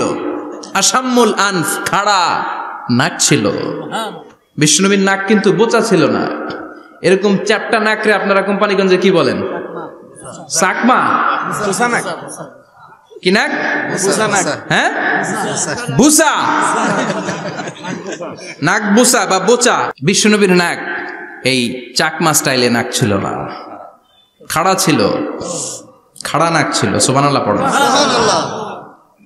মুফাল্লিজুল আসনান, দাঁতগুলো ছিল পরিপাটি। বিশ্বনবীর দাঁতের দিকে তাকালে, বিশ্বনবীর হাসির দিকে তাকালে মনে হতো হাসিতে যেন মুক্তা ঝরে। বিশ্বনবী দেখতে কেমন ছিল আন্দাজ পাচ্ছেন না মোটামুটি? এই চমৎকার দেহটা নিয়ে যখন আয়নার সামনে দাঁড়াতেন, বিশ্বনবী জোস জোস পোজ দিতেন না। এখনকার ছেলেপেলেরা বলে আয়নার সামনে দাঁড়াইয়া দেই জোস জোস পোজ, আছে না নাই? বিশ্বনবী জোস জোস পোজ দিতেন না। বিশ্বনবী আয়নার সামনে দাঁড়িয়ে বলতেন, আল্লাহুম্মা হাসানতা খালকি ফাহসিন খুলুকি। ও আল্লাহ, আমার চেহারাটা যেমনি আপনি সুন্দর বানিয়েছেন, আমার হৃদয়টারেও সুন্দর করে দেয়। What a attitude, what an attitude! কি অ্যাটিটিউড ছিল ওনার! আমরা আয়নার সামনে সেজে পড়ে দাঁড়ালে চুলকে সাইজ করি, পাং করি, স্টাইল করে ডিজাইন করি। বিশ্বনবী সুন্দর চেহারাটা নিয়ে যখন আয়নার সামনে দাঁড়াতেন বলতেন, আল্লাহ, আমার চেহারাটা যেমনি সাদা, হৃদয়টারেও সাদা করে দেন। কিছু মানুষ আছে চেহারা সাদা, হৃদয় কালো, আছে না নাই? কিছু মানুষ আছে চেহারাটা কুচকুচে কালো, অন্তরটা সাদা, এমন মানুষও আছে না নাই? বিশ্বনবীর ভেতরও সাদা, বাহিরও সাদা। সুবহানাল্লাহ। আর এই সুন্দর সাদা দেহ নিয়ে আয়নায় দাঁড়িয়ে পড়তেন, আল্লাহ, চেহারা যেমনি সুন্দর, চরিত্রটাও সুন্দর করে দেয়। এজন্য আয়নার সামনে দাঁড়িয়ে এই দোয়ার দরকার আছে না নাই? পড়তে রাজি আছেন? মনে থাকবে না মাহফিল শেষ ভুলে যাবেন? মনে থাকবে? আয়নার সামনে আপনি যখন দাঁড়াবেন, আপনার স্ত্রী যখন দাঁড়াবে, আপনার বাচ্চারা যখন দাঁড়াবে, বলে দিবেন, বাবা, আয়নার সামনে দাঁড়ানোর দোয়া পড়ো। কত অসাধারণ দোয়া! পড়েন আওয়াজ করে আমার সাথে, আল্লাহুম্মা হাসানতা খালকি ফাহসিন খুলুকি। আল্লাহুম্মা হাসানতা খালকি ফাহসিন খুলুকি। এর মানে, আল্লাহ, আমার চেহারাটা করেছো সুন্দর, আমার আচরণ, আমার চরিত্রটাও সুন্দর করে দাও। চিৎকার করে পড়েন আমিন। তাহলে বিশ্বনবীর ব্যাপারে 3টা কথা আমরা শুনবো বলেছিলাম, প্রথমটা শুনে ফেলেছি। মানে উনি দেখতে কেমন ছিল, উনি দেখতে কেমন ছিল এর মধ্যে আমাদের আমলের কিছু নাই, শুধু বর্ণনা করা আর শোনা আর বিশ্বনবীকে ভালোবাসা, ঠিক কিনা? কারণ উনার না খাড়া, আমার তো খাড়া নাও হইতে পারে। উনি সুন্দর, আমি তো শ্যামলা হইতে পারি, কারণ এটা আল্লাহর দেয়া পরীক্ষা, ঠিক কিনা? দ্বিতীয় পয়েন্ট থেকে আমাদের আমল শুরু। দ্বিতীয় পয়েন্ট ছিল বিশ্বনবীর আচরণগত বৈশিষ্ট্য। আমার নবীর বিহেভিয়ার কেমন ছিল, কন্ডাক্ট সিস্টেম কেমন ছিল, ম্যানার কেমন ছিল, মানুষের সাথে কমিউনিকেশনটা কেমন ছিল, ব্যবহারিক জীবনটা কেমন ছিল, এগুলো আমল করার দরকার আছে না নাই? কষ্ট হচ্ছে? কষ্ট হচ্ছে? মনোযোগ আছে তো? মনোযোগ আছে না গেছে? আমরা এবার শুনবো বিশ্বনবীর আচরণ কেমন ছিল। বিশ্বনবী যখন রাস্তা দিয়ে হাঁটতেন, ইয়ামশি হাউনান, বিনয়ের সাথে হাঁটতেন। ইয়ামশি হাউনান, রহমানের বান্দারাও বিনয়ের সাথে রাস্তা দিয়ে হাঁটে, ঠিক কিনা? ওয়া ইবাদুর রহমানিল্লাযীনা ইয়ামশুনা আলাল আরদি হাওনাও ওয়া ইযা খাতাবাহুমুল জাহিলুনা ক্বালু সালামা। রহমানের বান্দারা যখন রাস্তা দিয়ে হাঁটে, বিনয়ের সাথে হাঁটে, তারা অহংকার প্রদর্শন করে না, মানুষের সাথে বিনয়ের সাথে রাস্তা দিয়ে হাঁটে। এজন্য রাস্তা দিয়ে যখন হাঁটবো বিনয়ের সাথে হাঁটবো। রাজি আছেন তো? নাকি অহংকার প্রদর্শন করে হাঁটবেন? বিশেষ করে যুবকেরা, 3-4 জন যুবক একসাথে হলে রাস্তায় ওদের আর কারো হুঁশ জ্ঞান থাকে না, পুরো দুনিয়াটাই মনে হয় দুনিয়াটাই আমার, আছে না নাই? না, মুরব্বীকেও সম্মান করবা, মহিলাদেরকে সম্মান করবা, তোমার জায়গায় তুমি হাঁটবা, ভদ্রভাবে হাঁটবা। ভদ্রভাবে হাঁটার দরকার আছে না নাই? উনি মুরব্বী, একদিন উনিও তোমার মতো যুবক ছিল, ঠিক কিনা? এই যে আমার কালো দাড়ি আজীবন কালো থাকবে? কথা বলেন। উনার সাদা দাড়ি ছোটবেলায় মনে সাদা দাড়ি নিয়ে আসছিল না? হ্যাঁ, উনিও একদিন তাগড়া যুবক ছিল। উনিও কোম্পানিগঞ্জ বাজারে দাঁড়ালে লোকজন তাকিয়ে থাকতো, ঠিক কিনা? তার মানে রং ধরা যৌবন জং ধরে শেষ। যৌবন সব সময় থাকে না, সার্টেন একটা পিরিয়ডের জন্য আল্লাহ দিয়েছে। এজন্য যুবক ভাইরা, তোমাদের রক্ত গরম, তোমাদেরকে বিনয়ী হতে হবে বেশি, ঠিক কিনা? রাজি আছো তো সবাই? বিশ্বনবী বিনয়ের সাথে হাঁটতেন। ওয়াকানা ইয়াতাবাসসাম, সবসময় মুচকি হাসতেন। কি করতেন? মুচকি হাসেন তো আপনারা? হাসেন না? মুচকি হাসবেন, কারণ মুচকি হাসতে পয়সা লাগে না। লাগে? মুচকি হাসি দেন তো একটা। এই যে সবার এখন মুচকি হাসি, পয়সা লাগছে? কথা কর। তাবাসসুমুকা ফি ওয়াজহি আখিকা সাদাকা, you would smile to your brother, it's a charity. তুমি তোমার ভাইয়ের দিকে তাকিয়ে যে মুচকি হাসবে, এত সদকা দেওয়ার সওয়াব হয়ে যাবে। সুবহানাল্লাহ। বিশ্বনবী সব সময় মুচকি হাসতেন। হাসি 3 ধরনের, তাবাসসুম, দিহক, কাহকাহা।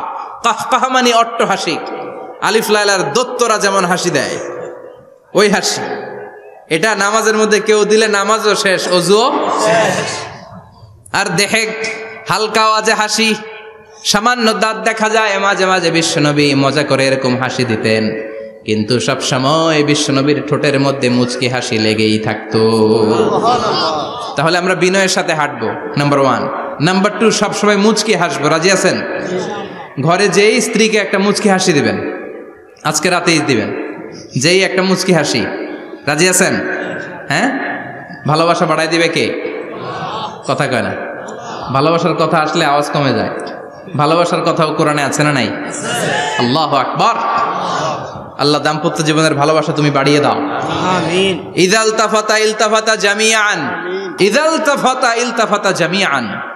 বিশ্বনবীর যদি ডানে বায়ে কোথাও তাকানোর দরকার হতো, উনি আর চোখে তাকাতেন না। অনেকে এইভাবে বসে আছে, ডানে এমনে তাকায়, এমনে আছে না নাই? এইভাবে এমনে তাকায়, আছে না নাই? এভাবে তাকানো যাবে না। বিশ্বনবী ডানে তাকানোর দরকার হলে ইলতাফাতা জামিআন, অ্যাবাউট টার্ন, ঘুরে যেতেন, ঘুরে এইভাবে তাকাতেন। আবার বায়ে তাকানোর দরকার হলে বুকটা নিয়ে, শরীরটা নিয়ে ঘুরে যেতেন, এইভাবে তাকাতেন। সুবহানাল্লাহ পড়বেন না? আর চোখে তাকানো কি ভালো স্বভাব? বিশ্বনবী ইদাল তাফাতা ইলতাফাতা জামিআন, যেদিকে তাকাবেন ওদিকে ফুললি মনোনিবেশ করতেন, তারপরে তাকাতেন। সুবহানাল্লাহ পড়েন।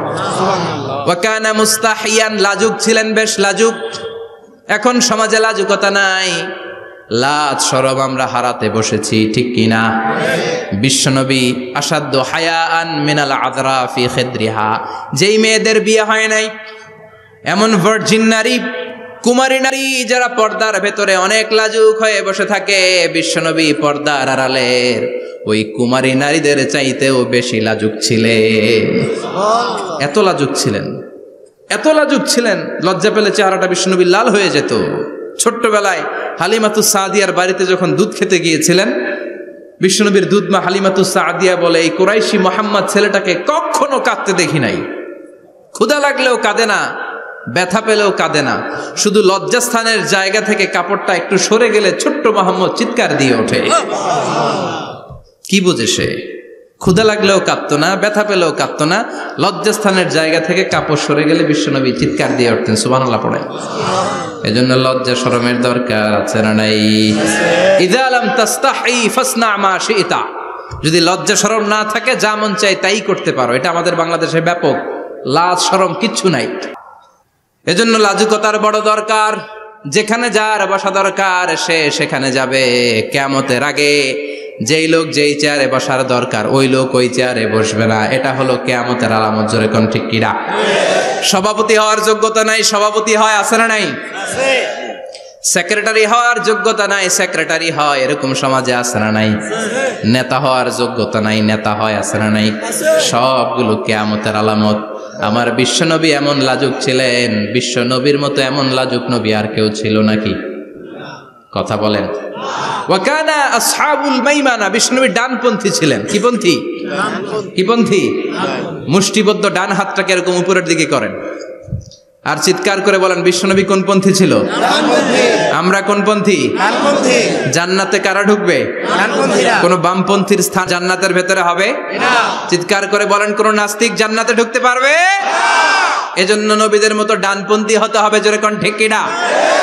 বিশ্বনবী সব ভালো কাজগুলো ডান দিক দিয়ে করতে পছন্দ করতেন। জামা পরলে ডান দিক দিয়ে, খাবার বিতরণ করলে ডান দিক দিয়ে, মুসাফা করা শুরু করলে ডান দিক দিয়ে, ডান দিক দিয়ে ভালো কাজ বিশ্বনবী পছন্দ করতেন। সুবহানাল্লাহ পড়েন।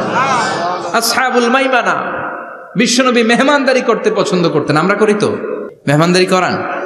মেহমান ঘরে আসলে ভালো লাগে? খারাপ লাগে কার কার দেখি? সবার ভালো লাগে, কিন্তু আমরা অনেকে খুশি হই না। মেহমান আসলে নাখোশ হই, নিজে খাইতে পাই না। মেহমান আইছে কে? খাওয়ামো করতে, খাওন নাই, যেন ও খাওন বানাইছে।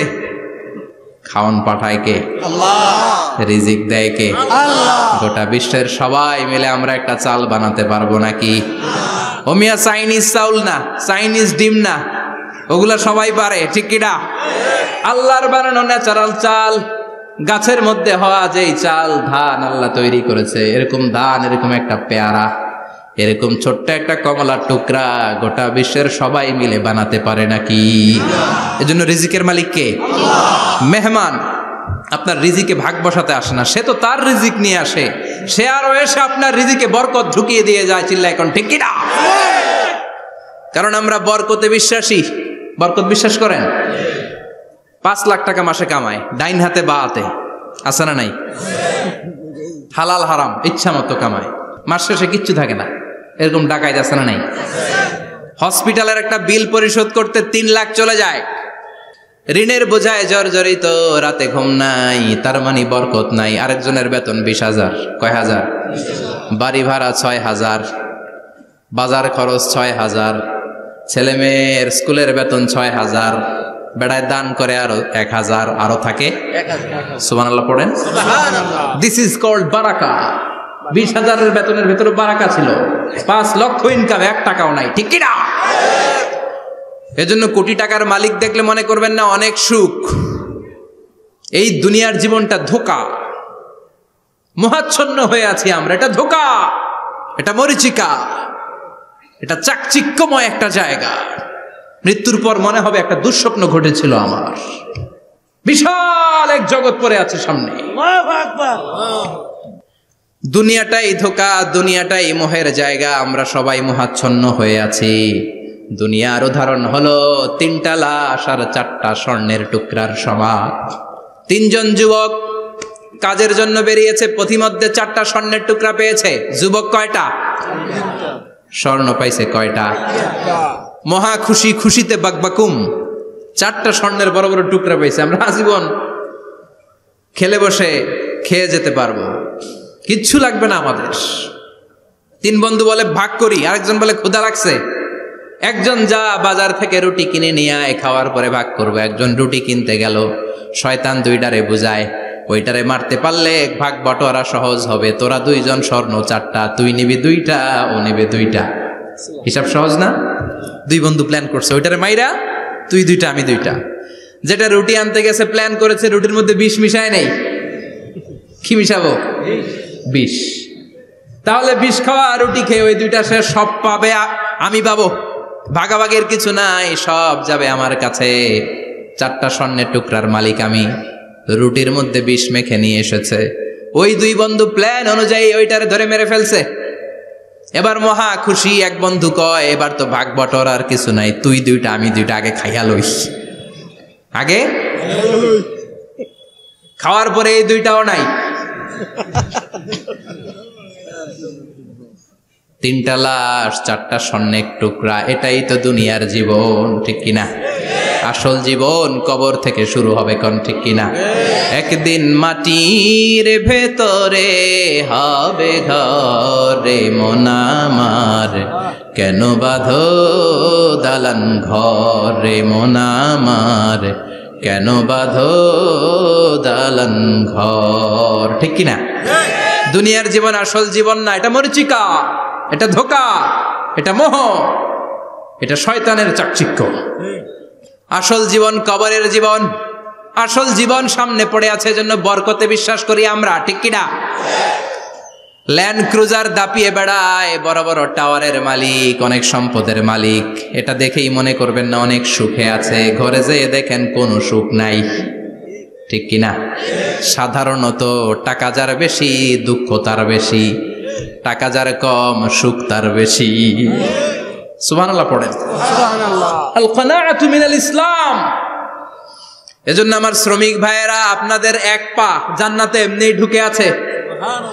নামাজ পড়বেন, মা বাবার খেদমত করবেন, ইসলামের নিয়মগুলো মানবেন, দ্বিতীয় পাটাও জান্নাতে ঢুকায় দিবে কে? আল্লাহ।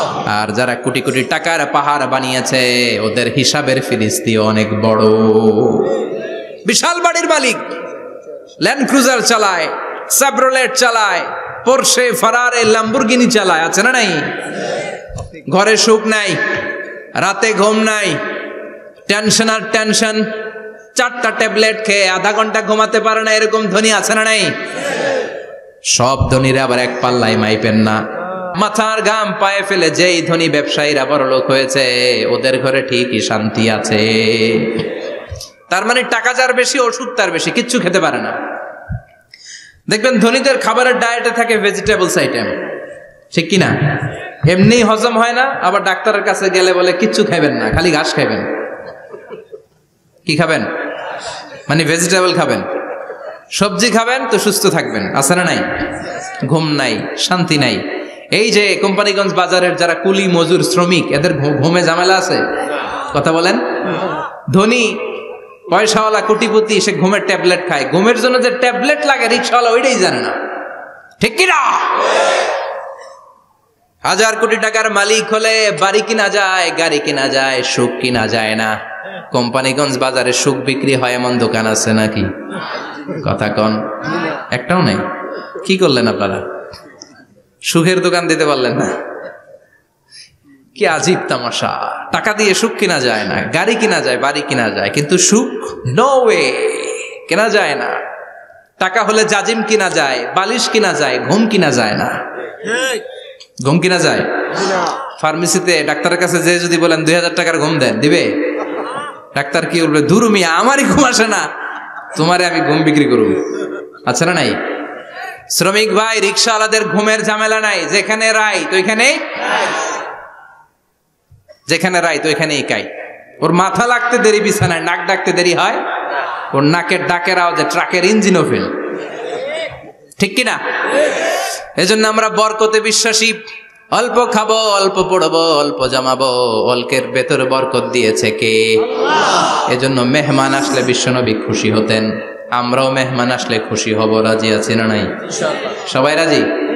মেহমানদারি করাবেন তো? এরপরে বিশ্বনবী ইনসাফ করতেন। কি করতেন? ইনসাফ করতেন। বিচার করার সময় বিশ্বনবী ইনসাফ করতেন। গোটা বিশ্বকে ইনসাফ শিখিয়েছেন বিশ্বনবী। আমাদের দেশেও তো ইনসাফ হয় না? হাইকোর্টে, সুপ্রিম কোর্টে, গ্রাম্য সালিশে আছে? আছে? আহা, আহকামুল হাকিমিনের দরবারে সবগুলো বিচার আবার বসবে। চিল্লায় বলেন ঠিক কিনা? ও মিয়া, দুনিয়াতে বিচারপতি বিচারের রায় দেয়, ওই বিচারপতিরও বিচার আছে না নাই? সবচেয়ে বড় বিচারপতির নাম কি? বিশ্বনবী ইনসাফ করে গোটা বিশ্বকে দেখিয়ে গেলেন কেমন করে বিচার করতে হয়। বিশ্বনবীর কাছে কখনো বিচার আসলে বিশ্বনবী দুই পক্ষের কথা শুনে রায় দিতেন। পড়েন সুবহানাল্লাহ। সব সময় দুই পক্ষের কথা শুনে রায়। এখন কি দুই পক্ষকে সমান প্রিভিলেজ দেয়া হয়? কথা বলেন। কারণ কোরআন দিয়ে বিচার হয় না। কোরআন দিয়ে বিচার হোক আমরা চাই কি চাই না?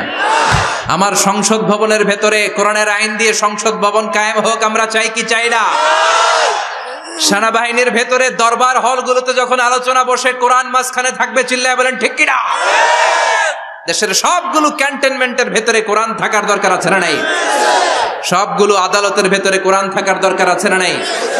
কোরআনের আইন অনুযায়ী আমার দেশের সব নিয়ম কানুন চলবে আমরা চাই কি চাই না? এই কোরআনের আইনের বিরুদ্ধে যদি কোনো আইন পাশ করা হয় আমরা ওই আইনের বিরুদ্ধে চিৎকার করে বলেন ঠিক কিনা? আমরা এই কোরআনের জন্য সব বাজি রাখতে রাজি আছি। আমরা জীবন বাজি রাখতে রাজি আছি। আমরা দেহের তাজা রক্ত বিলিয়ে দিতে রাজি আছি। জোরে বলেন ঠিক কিনা? কোরআনের জন্য কে কে ময়দানে থাকতে রাজি আছেন? হাত উঁচু করে আল্লাহর দেখা।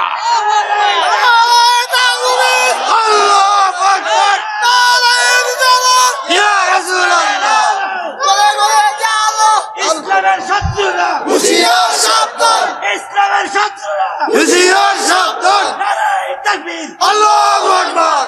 আল্লাহ কোরআনের জন্য যে ভালোবাসাটাকে তুমি কবুল করো। আমরা যেন দেখে যেতে পারি যে এই দেশে কালেমার পতাকা পতপত করে উড়েছে। আমরা যারা ইসলামের পক্ষে, এটাই আমাদের অপরাধ। আমরা ইসলামকে একটা বিজয়ী শক্তি হিসেবে দেখতে চাই। আমরা ইসলামকে পার্লামেন্টের ভেতরে দেখতে চাই। আমরা কালিমার পতাকা পতপত করে উঠছে এটা দেখে যেতে মরতে চাই। চিল্লায় বলেন ঠিক কিনা? বিশ্বনবী ইনসাফ শিখালেন। বিচার আসলে দুই পক্ষের কথা শুনতেন।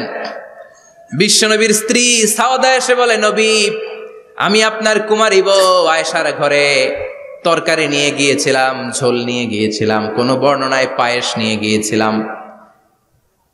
তরকারি দেওয়ার পরে আপনার স্ত্রী রেগে বলে, তরকারি দিলা কেন? আমি কি তরকারি রাঁধতে পারি না? আনলা কেন?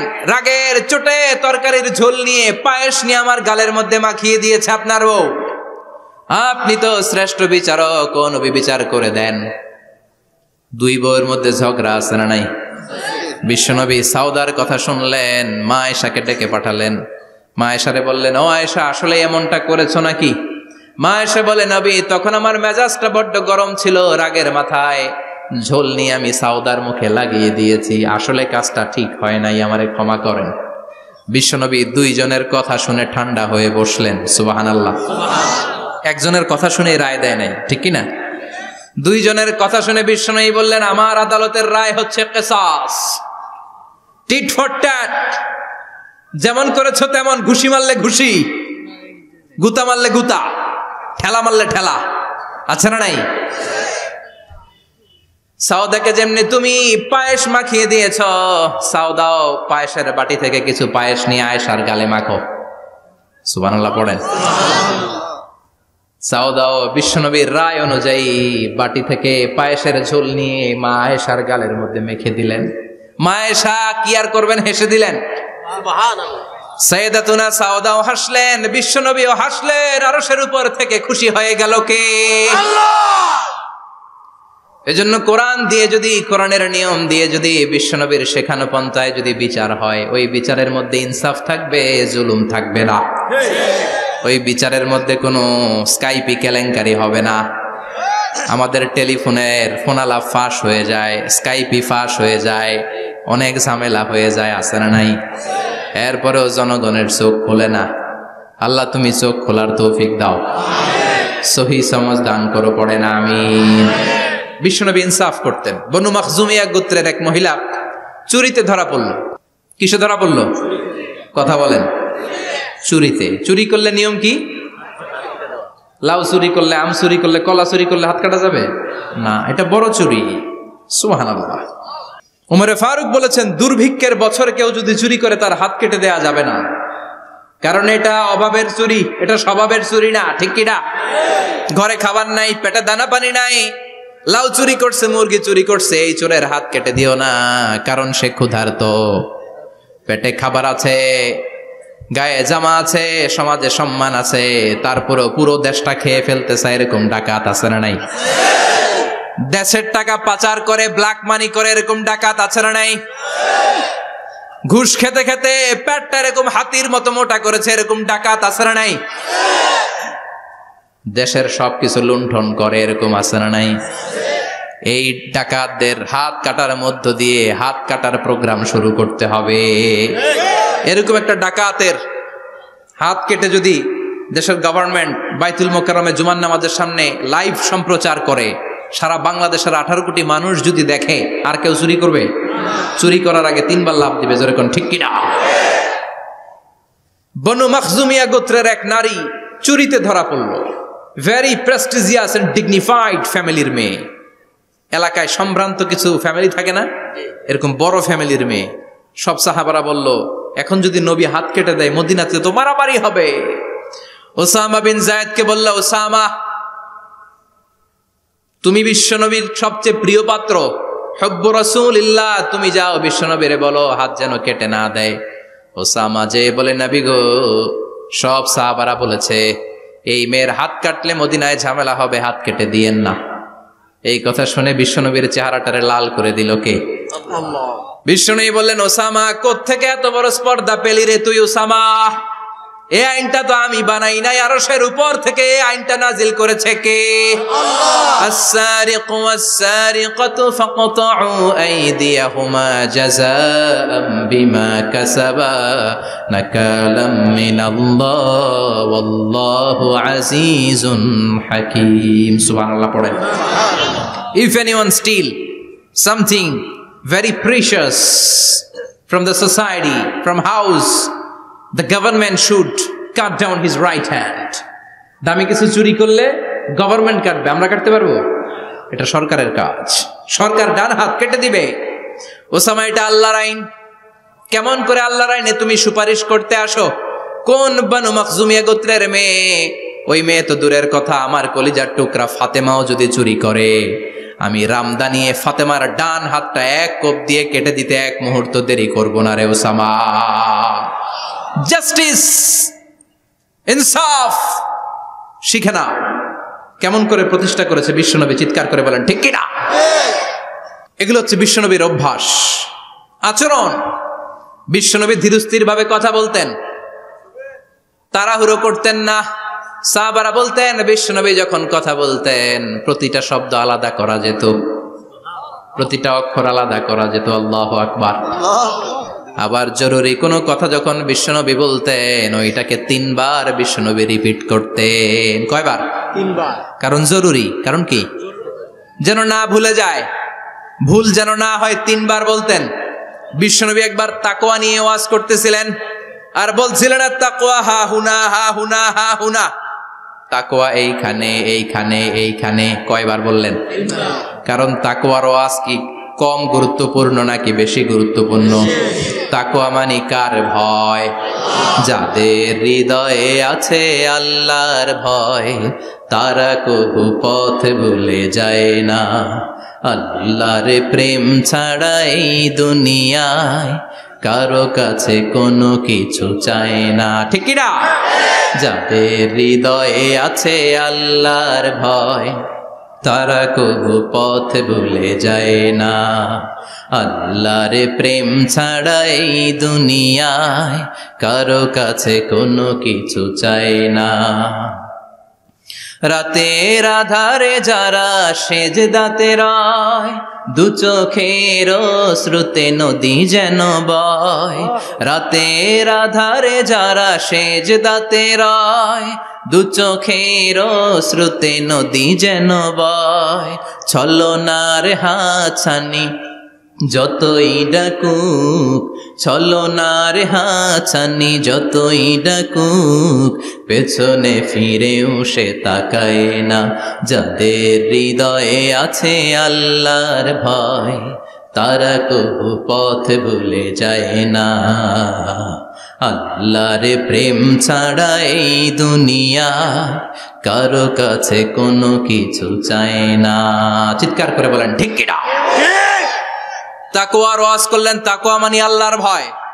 বিষ্ণুই বললেন তাকওয়া হা হুনা, তাকওয়া হা হুনা, তাকওয়া হা হুনা। তাকওয়া এই জায়গায়, তাকওয়া এই জায়গায়, তাকওয়া এই জায়গায়। যেহেতু এটা গুরুত্বপূর্ণ, বিষ্ণুনবী 3 বার ইঙ্গিত করে বলেছেন। সুবহানাল্লাহ। বিষ্ণুনবী বলেন না তাকওয়া হা হুনা, তাকওয়া এইটা। বলেন না তাকওয়া হা হুনা, তাকওয়া এইটা। বলেন না তাকওয়া হা হুনা, তাকওয়া এইটা। জুব্বায় তাকওয়া, দাড়িতে তাকওয়া, টুপিতে তাকওয়া বলে নাই। তাকওয়ার আসল জায়গা হলো হৃদয়। এজন্য যাদের হৃদয়ে আল্লাহর ভয় আছে তারা কোনোদিন পথ হারাতে পারে, তাদেরকে সিরাতুল মুস্তাকিমের উপর দায়েম রাখে কে? কি সুন্দর অভ্যাস ছিল বিশ্বনবীর, মানার দরকার আছে না নাই? বিশ্বনবীর আরেকটা অভ্যাস ছিল, বাসি খাবার খেতেন না, জানেন? বাসি খেতেন না, অল্প খেতেন, কিন্তু যেটা খেতেন ভালোটা খেতেন। অল্প খেতেন কিন্তু যেটা খেতেন ভালো খেতেন। মধু খেতে পছন্দ করতেন, কিন্তু মধুর মধ্যে দুর্গন্ধওয়ালা একটা মধু আছে না, মাগাফির। বুখারীতে লম্বা ঘটনা, ওইদিকে যাব না। এই মাগাফিরের মধু উনি খেতে চাইতেন না। ভালো সুগন্ধিওয়ালা মধু তিনি বিশ্বনবী খেতে পছন্দ করতেন। বিশ্বনবীর খাবারের তালিকায় সবচেয়ে পছন্দনীয় তালিকায় ছিল এই মধু। মধু খেতেন, দুধ খেতেন, খেজুর খেতেন, জব খেতেন, বার্লি খেতেন, ছাগলের বাজুর মাংস খেতে পছন্দ করতেন, সিনার মাংস। সুবহানাল্লাহ কইবেন না? What a choice! কি চয়েস ছিল বিশ্বনবীর! বাজুর মাংস খেতেন। বিশ্বনবী লাউ খেতে পছন্দ করতেন, লাউ। রুম্মান ফল খেতে পছন্দ করতেন, রুম্মান মানে ডালিম। রুম্মান মানে কি? ডালিম খেতে পছন্দ করতেন। মাশরুম খেতে পছন্দ করতেন। সুবহানাল্লাহ পড়েন। মাশরুমের স্যুপ পাওয়া যায় না রেস্টুরেন্টে? বিষ্ণু বলতেন আল কামআতু মিনাল মান্নি ওয়া মাউহা শিফাউন লিল আইন। এই কামআ মানে মাশরুম, ব্যাঙের ছাতা, এটা হলো মান্না সালোয়ার মতো দামি খাবার। আর এই মাশরুমের স্যুপ চোখের জন্য মহৌষধ। যাদের রাতকানা দিনকানা আছে মাশরুমের স্যুপ খান, চোখ ভালো করে দিবে কে? আল্লাহ। এজন্য বিশ্বনবী যেগুলো খেত এগুলো খাওয়ার দরকার আছে না নাই? বিশ্বনবীর যে সুন্দর চরিত্র ছিল, আচরণ ছিল, এগুলো পালনের দরকার আছে না নাই? তাহলে বিশ্বনবীর 3টা কথা বলবো বলেছিলাম। প্রথম কথা ছিল দেখতে কেমন ছিল। অনেক কথা, এত বলা যাবে না, সংক্ষেপে বললাম যে বিশ্বনবীর আচরণ কেমন ছিল। এখন শুনবো, শেষ কথা বলে যাই, বিশ্বনবীর ইন্টেলেকচুয়াল পাওয়ার কেমন ছিল, ওনার বুদ্ধিমত্তা কেমন ছিল। Hour beloved prophet Muhammad, the last Messenger, was a very good mediator. বিশ্বনবী ভালো মিডিয়েটর ছিলেন। বিশ্বনবী ভালো মধ্যস্থতাকারী ছিলেন। ঝগড়া লাগলে মিলাই দিতে পারতেন, চমৎকার। সুবহানাল্লাহ। বাড়িতে যায়া জিমায় পড়ছেন? কষ্ট হচ্ছে? আর কয়েক মিনিট পড়বো, একটা তাকবীর দেন, লিল্লাহি তাকবীর। আল্লাহু আকবার। হি ওয়াজ এ ভেরি গুড মিডিয়েটর। মধ্যস্থতাকারী ব্যক্তিত্ব ছিলেন। স্বামী স্ত্রীর মধ্যে ঝগড়া লাগলে মিলাইয়া দিতেন। বন্ধু বন্ধু ঝগড়া মিলাইয়া দিতেন। সমাজে সমাজে মারামারি মিলাইয়া দিতেন। মক্কা থেকে মদিনায় যখন গেলেন, মদিনায় 120 বছরের একটা যুদ্ধ চলছিল, কেউ যুদ্ধটা থামাতে পারে না। বিশ্বনবী 7 দিনের ব্যবধানে যুদ্ধ থামিয়ে দিলে। সুবহানাল্লাহ। Intellectual capacity, very good mediator. এজন্য বিশ্বনবীর উম্মত যারা, তাদের অভ্যাস হবে ঝগড়া লাগায় দেওয়া যাবে না, মিলায় দিতে হবে। ঠিক কিনা? ঠিক। আমরা যদি ঝগড়া দেখি দূর থেকে আরো লাগায় দিতে চাই, আছে না নাই? কোম্পানিগঞ্জ বাজারে ঝগড়া, কয় লাগুক, আরো লাগুক, ধরবি না, থামাবি না। দূর থেকে মজা দেখি, মজাই লাগে, এরকম ডাকাইত আছে না নাই? আগুন লাগলে পানি দিয়ে নেবায়, অনেকে তেল ঢালে, আছে না নাই? কি করবেন? মিলিয়ে দিবেন। আপনার মর্যাদা বাড়িয়ে দিবে কে? আল্লাহ। বিশ্বনবী ভেরি গুড মিডিয়েটর ছিলেন। বিশ্বনবী লজিক্যাল এবং রেশনাল ছিলেন, বুদ্ধিমত্তাকে কাজে লাগাতেন। এক সাহাবী এসে বলেন, নবী ইযান লি বিজিনা, আমারে জিনার অনুমতি দেন। কিসের অনুমতি? কার কাছে অনুমতি চাইলো? অন্যান্য সাহাবারা এই যুবক ছেলেটাকে ধমকাতে লাগলো, বসো, এই মিয়া বসো, বিশ্বনবীর কাছে কি কথা বলে এগুলা? ওই যুবক বসে রইল। বিশ্বনবী কাজ সারালেন, এরপর বললেন আইনাস শাবাব, ওই যুবকটা কোথায়, এদিকে আসো, কি চাইছো বলো। কয় বিশ্বনবী আপনি আমারে জিনা করার অনুমতি দেন। বিশ্বনবী যুবকটারে কাছে ডেকে আনলেন, বললেন ও যুবক, তোমার ঘরে বোন আছে কিনা? কয় আছে। তোমার বোনের সাথে কোনো পুরুষ জিনা করুক তোমার কেমন লাগবে? সে বলে আমি এই পুরুষটারে হত্যা করব। হত্যা করবা? ওকে, ডান। তোমার ঘরে মা আছে কিনা? আছে। তোমার মায়ের সাথে পর পুরুষ জিনা করবে কেমন লাগবে? কয় আমি সাইজ করবো ওরে। তোমার ঘরে স্ত্রী আছে কিনা? আছে। তোমার স্ত্রীর সাথে যদি কেউ জিনা করে কেমন লাগবে? বলে আমি তারে ছাড়বো না। বিশ্বনবী বললেন তাহলে যেই মহিলার সাথে তুমি জিনা করবা সেও তো কারো বোন, সেও তো কারো স্ত্রী, সেও তো কারো মা, ঠিক কিনা? সুবহানাল্লাহ, হোয়াট অ্যান ইন্টেলেকচুয়াল ক্যাপাসিটি। যুবক বলে তাই তো, এইভাবে তো ভাবি নাই। আমি যার সাথে পাপ কর্ম করব সেও তো কারো বোন হবে, সেও তো কারো মা হবে, সেও তো কারো স্ত্রী হবে। ও নবী, আপনি আমারে মাফ করে দেন, আমার জন্য দোয়া করে দেন যেন তাকওয়ার উপর জীবন প্রতিষ্ঠা করতে পারি। লজিক্যালি জিনিসকে সলভ করার চেষ্টা করতেন। মুআয ইবনে জাবালকে বিশ্বনবী সাল্লাল্লাহু আলাইহি ওয়াসাল্লাম ইমাম বানিয়ে পাঠালেন। উনি ইমামতি করতে গেলেন এক মসজিদে। মাগরিবের সালাতে উনি লম্বা কেরাত ধরলেন। এশার নামাজ শুরু করলেন সূরা বাকারা দিয়ে, কোরআনের সবচেয়ে ছোট সূরা।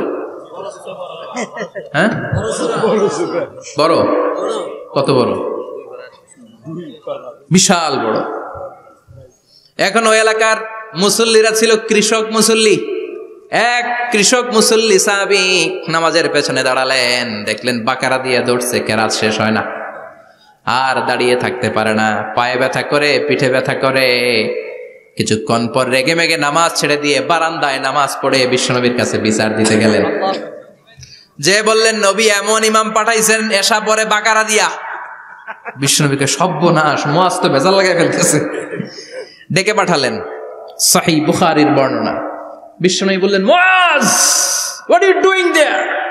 কি করছো তুমি সেখানে? আফাতানুন আনতা ইয়া মুআয, ও মুআয তুমি কি ফিতনা বাজাও নাকি?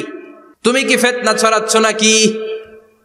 খেটে খাওয়া মানুষ, কৃষক মানুষ, মাঝারি সাইজের কত সুন্দর সূরা আছে, ওয়াদ-দুহা ওয়াল-লাইলি ইযা সাজা, আল কারিআতু মাল কারিআ, আসনা নাই, আলহাকুমুত তাকাসুর, আসনা নাই। এগুলো দিয়ে না পড়ে বড় বড় সূরাতুল্লাহ কেন্দ্রে মুআয, আফাতানুন আনতা ইয়া মুআয, তোমারে কি আমি অ্যাপয়েন্টমেন্ট দিছি তুমি ফিতনা বাজাবা? খবরদার মুআয, ইয়াসসিরু ওয়ালা তুআসসিরু, ইসলামকে মানুষের কাছে সহজ করে উপস্থাপন করবা। বাশশিরু ওয়ালা তুনাফিরু, ইসলামকে এমন ভাবে উপস্থাপন করবা না যে তোমার কথা শুনে মানুষ দিন থেকে ভেগে ভেগে যায়। তাহলে এই দায়ভার ইসলামের নয়, এই দায়ভার বর্তাবে তোমার কাঁধের উপর। চিৎকার করে বলেন ঠিক কিনা? আমাদের মধ্যে অনেকে ইসলামকে অনেক কঠিন করে ফেলে, মানুষকে আশার বাণী শোনায় না। কয় এমনি না পড়লে আপনার বাদ, আপনি বেদাত করছেন, আপনি শিরক করছেন, আপনার কিচ্ছু হবে না। যারে বলে কিচ্ছু হবে না সে বলে আমার যেহেতু কিচ্ছু হবে না তোর কথা শোনার আমার দরকার নাই, যে আমারে আশার বাণী শোনায় আমি তার কাছে যাই, ঠিক কি না? এজন্য সহি ইসলাম আপনি প্রচার করবেন, but your approach should be very flexible. 100 বছর যেটা চালু আছে আপনি একদিনই উঠিয়ে দিতে পারবেন? It's not a logical approach. বিশ্বনবীর অ্যাপ্রোচ, বিশ্বনবীর রেশনাল ক্যাপাসিটি এমনটা ছিল না।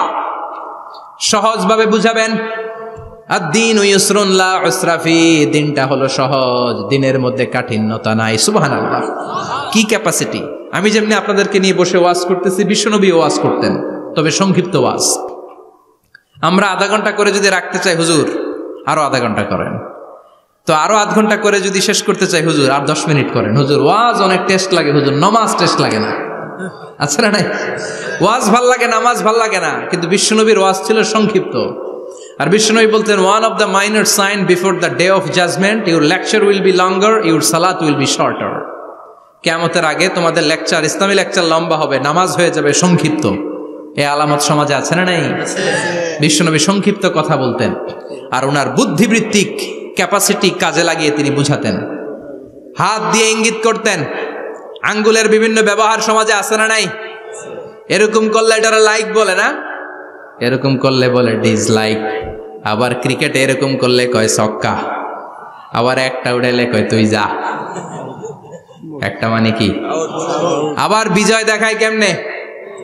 কথা কন, ভিক্টরি আছে না নাই? বিশ্বনবীও এটাকে মডার্ন টিচিং মেথডোলজি বলে। আধুনিক শিক্ষা পদ্ধতিতে এখন দেখবেন যে আগে ব্ল্যাক বোর্ডে লিখতো, এখন হোয়াইট বোর্ডে লিখে মার্কার দিয়ে। আগে বই থেকে বুঝাতো, এখন ভিজুয়ালাইজ করে, ভিডিও দেখিয়ে শেখানো হয়, ঠিক কি না?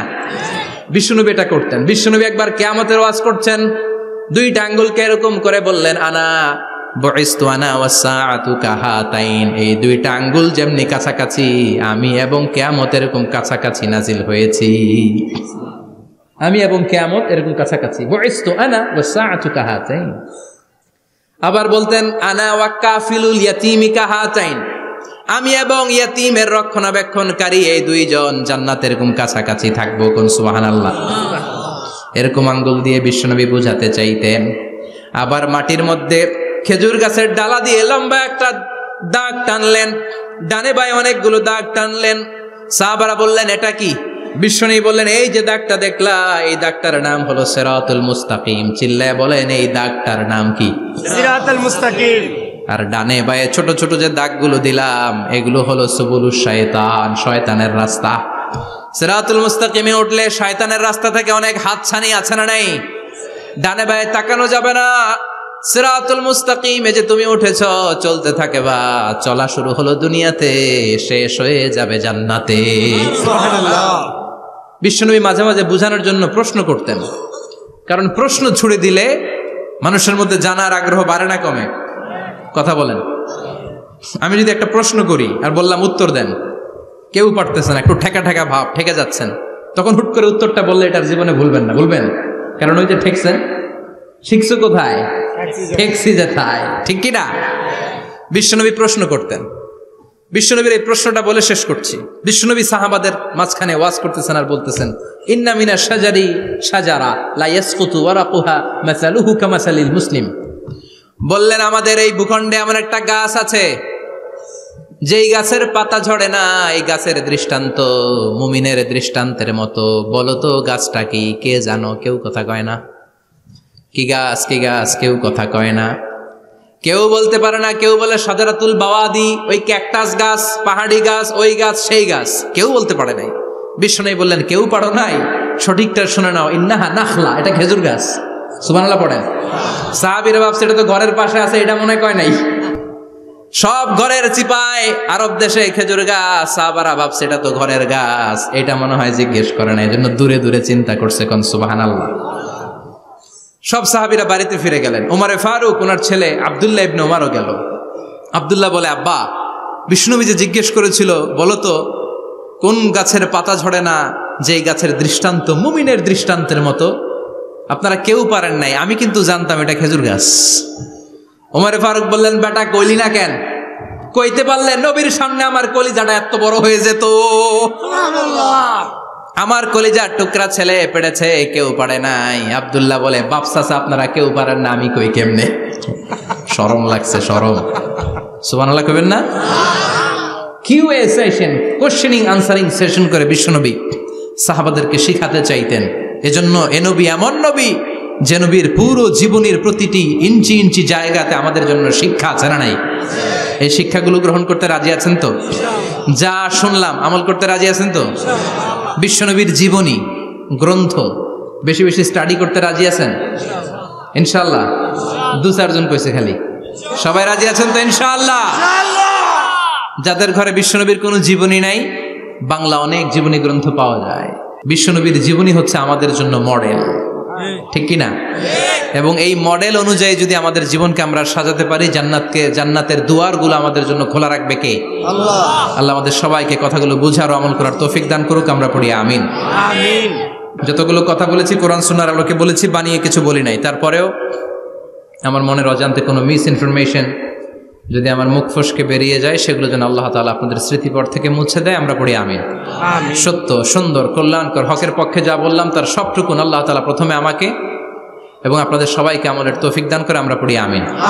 আপনারা সবাই ভালো থাকবেন, সুস্থ থাকবেন, সুন্দর থাকবেন, কোরআনের সাথে থাকবেন। সুবহানাকাল্লাহুম্মা বিহামদিকা আশহাদু আল্লা ইলাহা ইল্লা আনতা আস্তাগফিরুকা ওয়া আতুবু ইলাইক।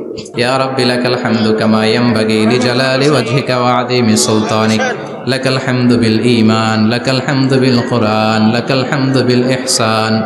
রাব্বানা যালামনা আনফুসানা ওয়া ইন লাম তাগফির লানা ওয়া তারহামনা লানাকুনান্না মিনাল খাসিরিন। রব্বুল আলামিন গভীর রাত বিশ্ব নবীর জীবনী থেকে চমৎকার কিছু কথা শুনে আমরা তোমার দরবারে দুটি হাত পেতে দিলাম। আমাদের হাত দুইখানা তুমি কবুল আর মঞ্জুর করে দাও। আমরা সবাই গুনাহগার, গুনাহমদের বেশুমার, এমন কোনো গুনাহ নাই আমরা করি নাই। রব্বুল আলামিন তোমার কাছে ক্ষমা চাই, আমাদের সবাইকে তুমি মাফ করে দাও। আব্বা আম্মা, দাদা দাদি, নানা নানি, চাচা চাচি, খালা খালু, মামা মামি, পাড়া প্রতিবেশী, দেশি কেশি সবাইকে মাফ করে দাও। আমাদের যত আত্মীয় স্বজন কবরের বাসিন্দা প্রত্যেকের কবরগুলোর জান্নাতের বাগান বানিয়ে দাও। রব্বুল আলামিন আজকের এই কোম্পানিগঞ্জের বাজারের মধ্যে আমার শ্রমিক ভাইয়েরা সারাটা দিন খাটাখাটুনি করে তোমার এই কোরআনের বাগানটারে সফল করেছে। আল্লাহ, টাকা দিয়ে, পয়সা দিয়ে, বুদ্ধি দিয়ে, পরামর্শ দিয়ে যারা আজকে এই কোরআনের বাগানকে সফল করলো, কিয়ামতের দিন কঠিন মুসিবতের কালে আজকের এই মাহফিলটারে তুমি আমাদের নাজাতের ওসিলা বানিয়ে দাও। এলাকার প্রতিটা ফ্যামিলিকে তুমি জান্নাতি ফ্যামিলি হিসেবে কবুল করে নাও। আমাদের ছেলে মেয়েগুলোরে তুমি মানুষের মতো মানুষ বানাও। আমাদের সংসারের সুখ শান্তি তুমি বাড়িয়ে দাও। 5 ওয়াক্ত সালাত যেন জামাতের সাথে আদায় করতে পারি তৌফিক দাও। প্রতিদিন কোরআন যেন অধ্যয়ন করতে পারি তৌফিক দাও। বিশ্ব নবীর জীবনী গ্রন্থ পড়ে পড়ে জীবনটা যেন আলোকিত করতে পারি তৌফিক দাও। আমার দেশের উপর তুমি তোমার খাস রহমত নাজিল করো আল্লাহ। তোমার স্পেশাল রহমতের চাদর দিয়ে আমার বাংলার জমিনের 56,000 বর্গ মাইলকে তুমি ঢেকে দাও। সামনে আমাদের জাতীয় নির্বাচন, দাঙ্গা হাঙ্গামা, মারামারি, অস্থিরতা থেকে আমার দেশটারে হেফাজত করো আল্লাহ। এমন নেতা নেত্রী তুমি আমাদের জন্য নির্ধারণ করে দাও যাদের হাতে ইসলাম নিরাপদ, কোরআন নিরাপদ। কোরআনের পক্ষে কথা বলতে যে যারা জুলুমের শিকার, আল্লাহ তুমি তাদেরকে হেফাজত করো। তুমি ধৈর্য ধারণ করার তৌফিক দাও। রব্বুল আলামিন কতদিনের হায়াত নিয়ে, সময় নিয়ে ক্ষণিকের দুনিয়ার বুকে বসে আছি আমরা জানি না। যতদিন বাঁচবো তোমার গোলামের মতো বাঁচার তৌফিক দাও। রব্বুল আলামিন যতদিন বাঁচবো হকের পক্ষে কথা বলার তৌফিক দাও। আর এই ক্ষণস্থায়ী দুনিয়া ছেড়ে পরপারে যেদিন পাড়ি জমাবো, ওই বিদায় মুহূর্তে বিশ্বনবীর নূরানি চেহারাটা দেখে দেখে, বিশ্বনবীর শেখানো এই মধুর কালিমাটুকুন জপতে জপতে ঈমান নিয়ে যেন আমরা সবাই বিদায় নিতে পারি। লা ইলাহা ইল্লাল্লাহু মুহাম্মাদুর রাসূলুল্লাহ। নিয়মিত ইউটিউব ভিডিও দেখতে সাবস্ক্রাইব করুন। নতুন নতুন ভিডিও পেতে ঘন্টা বাটনটি চাপুন।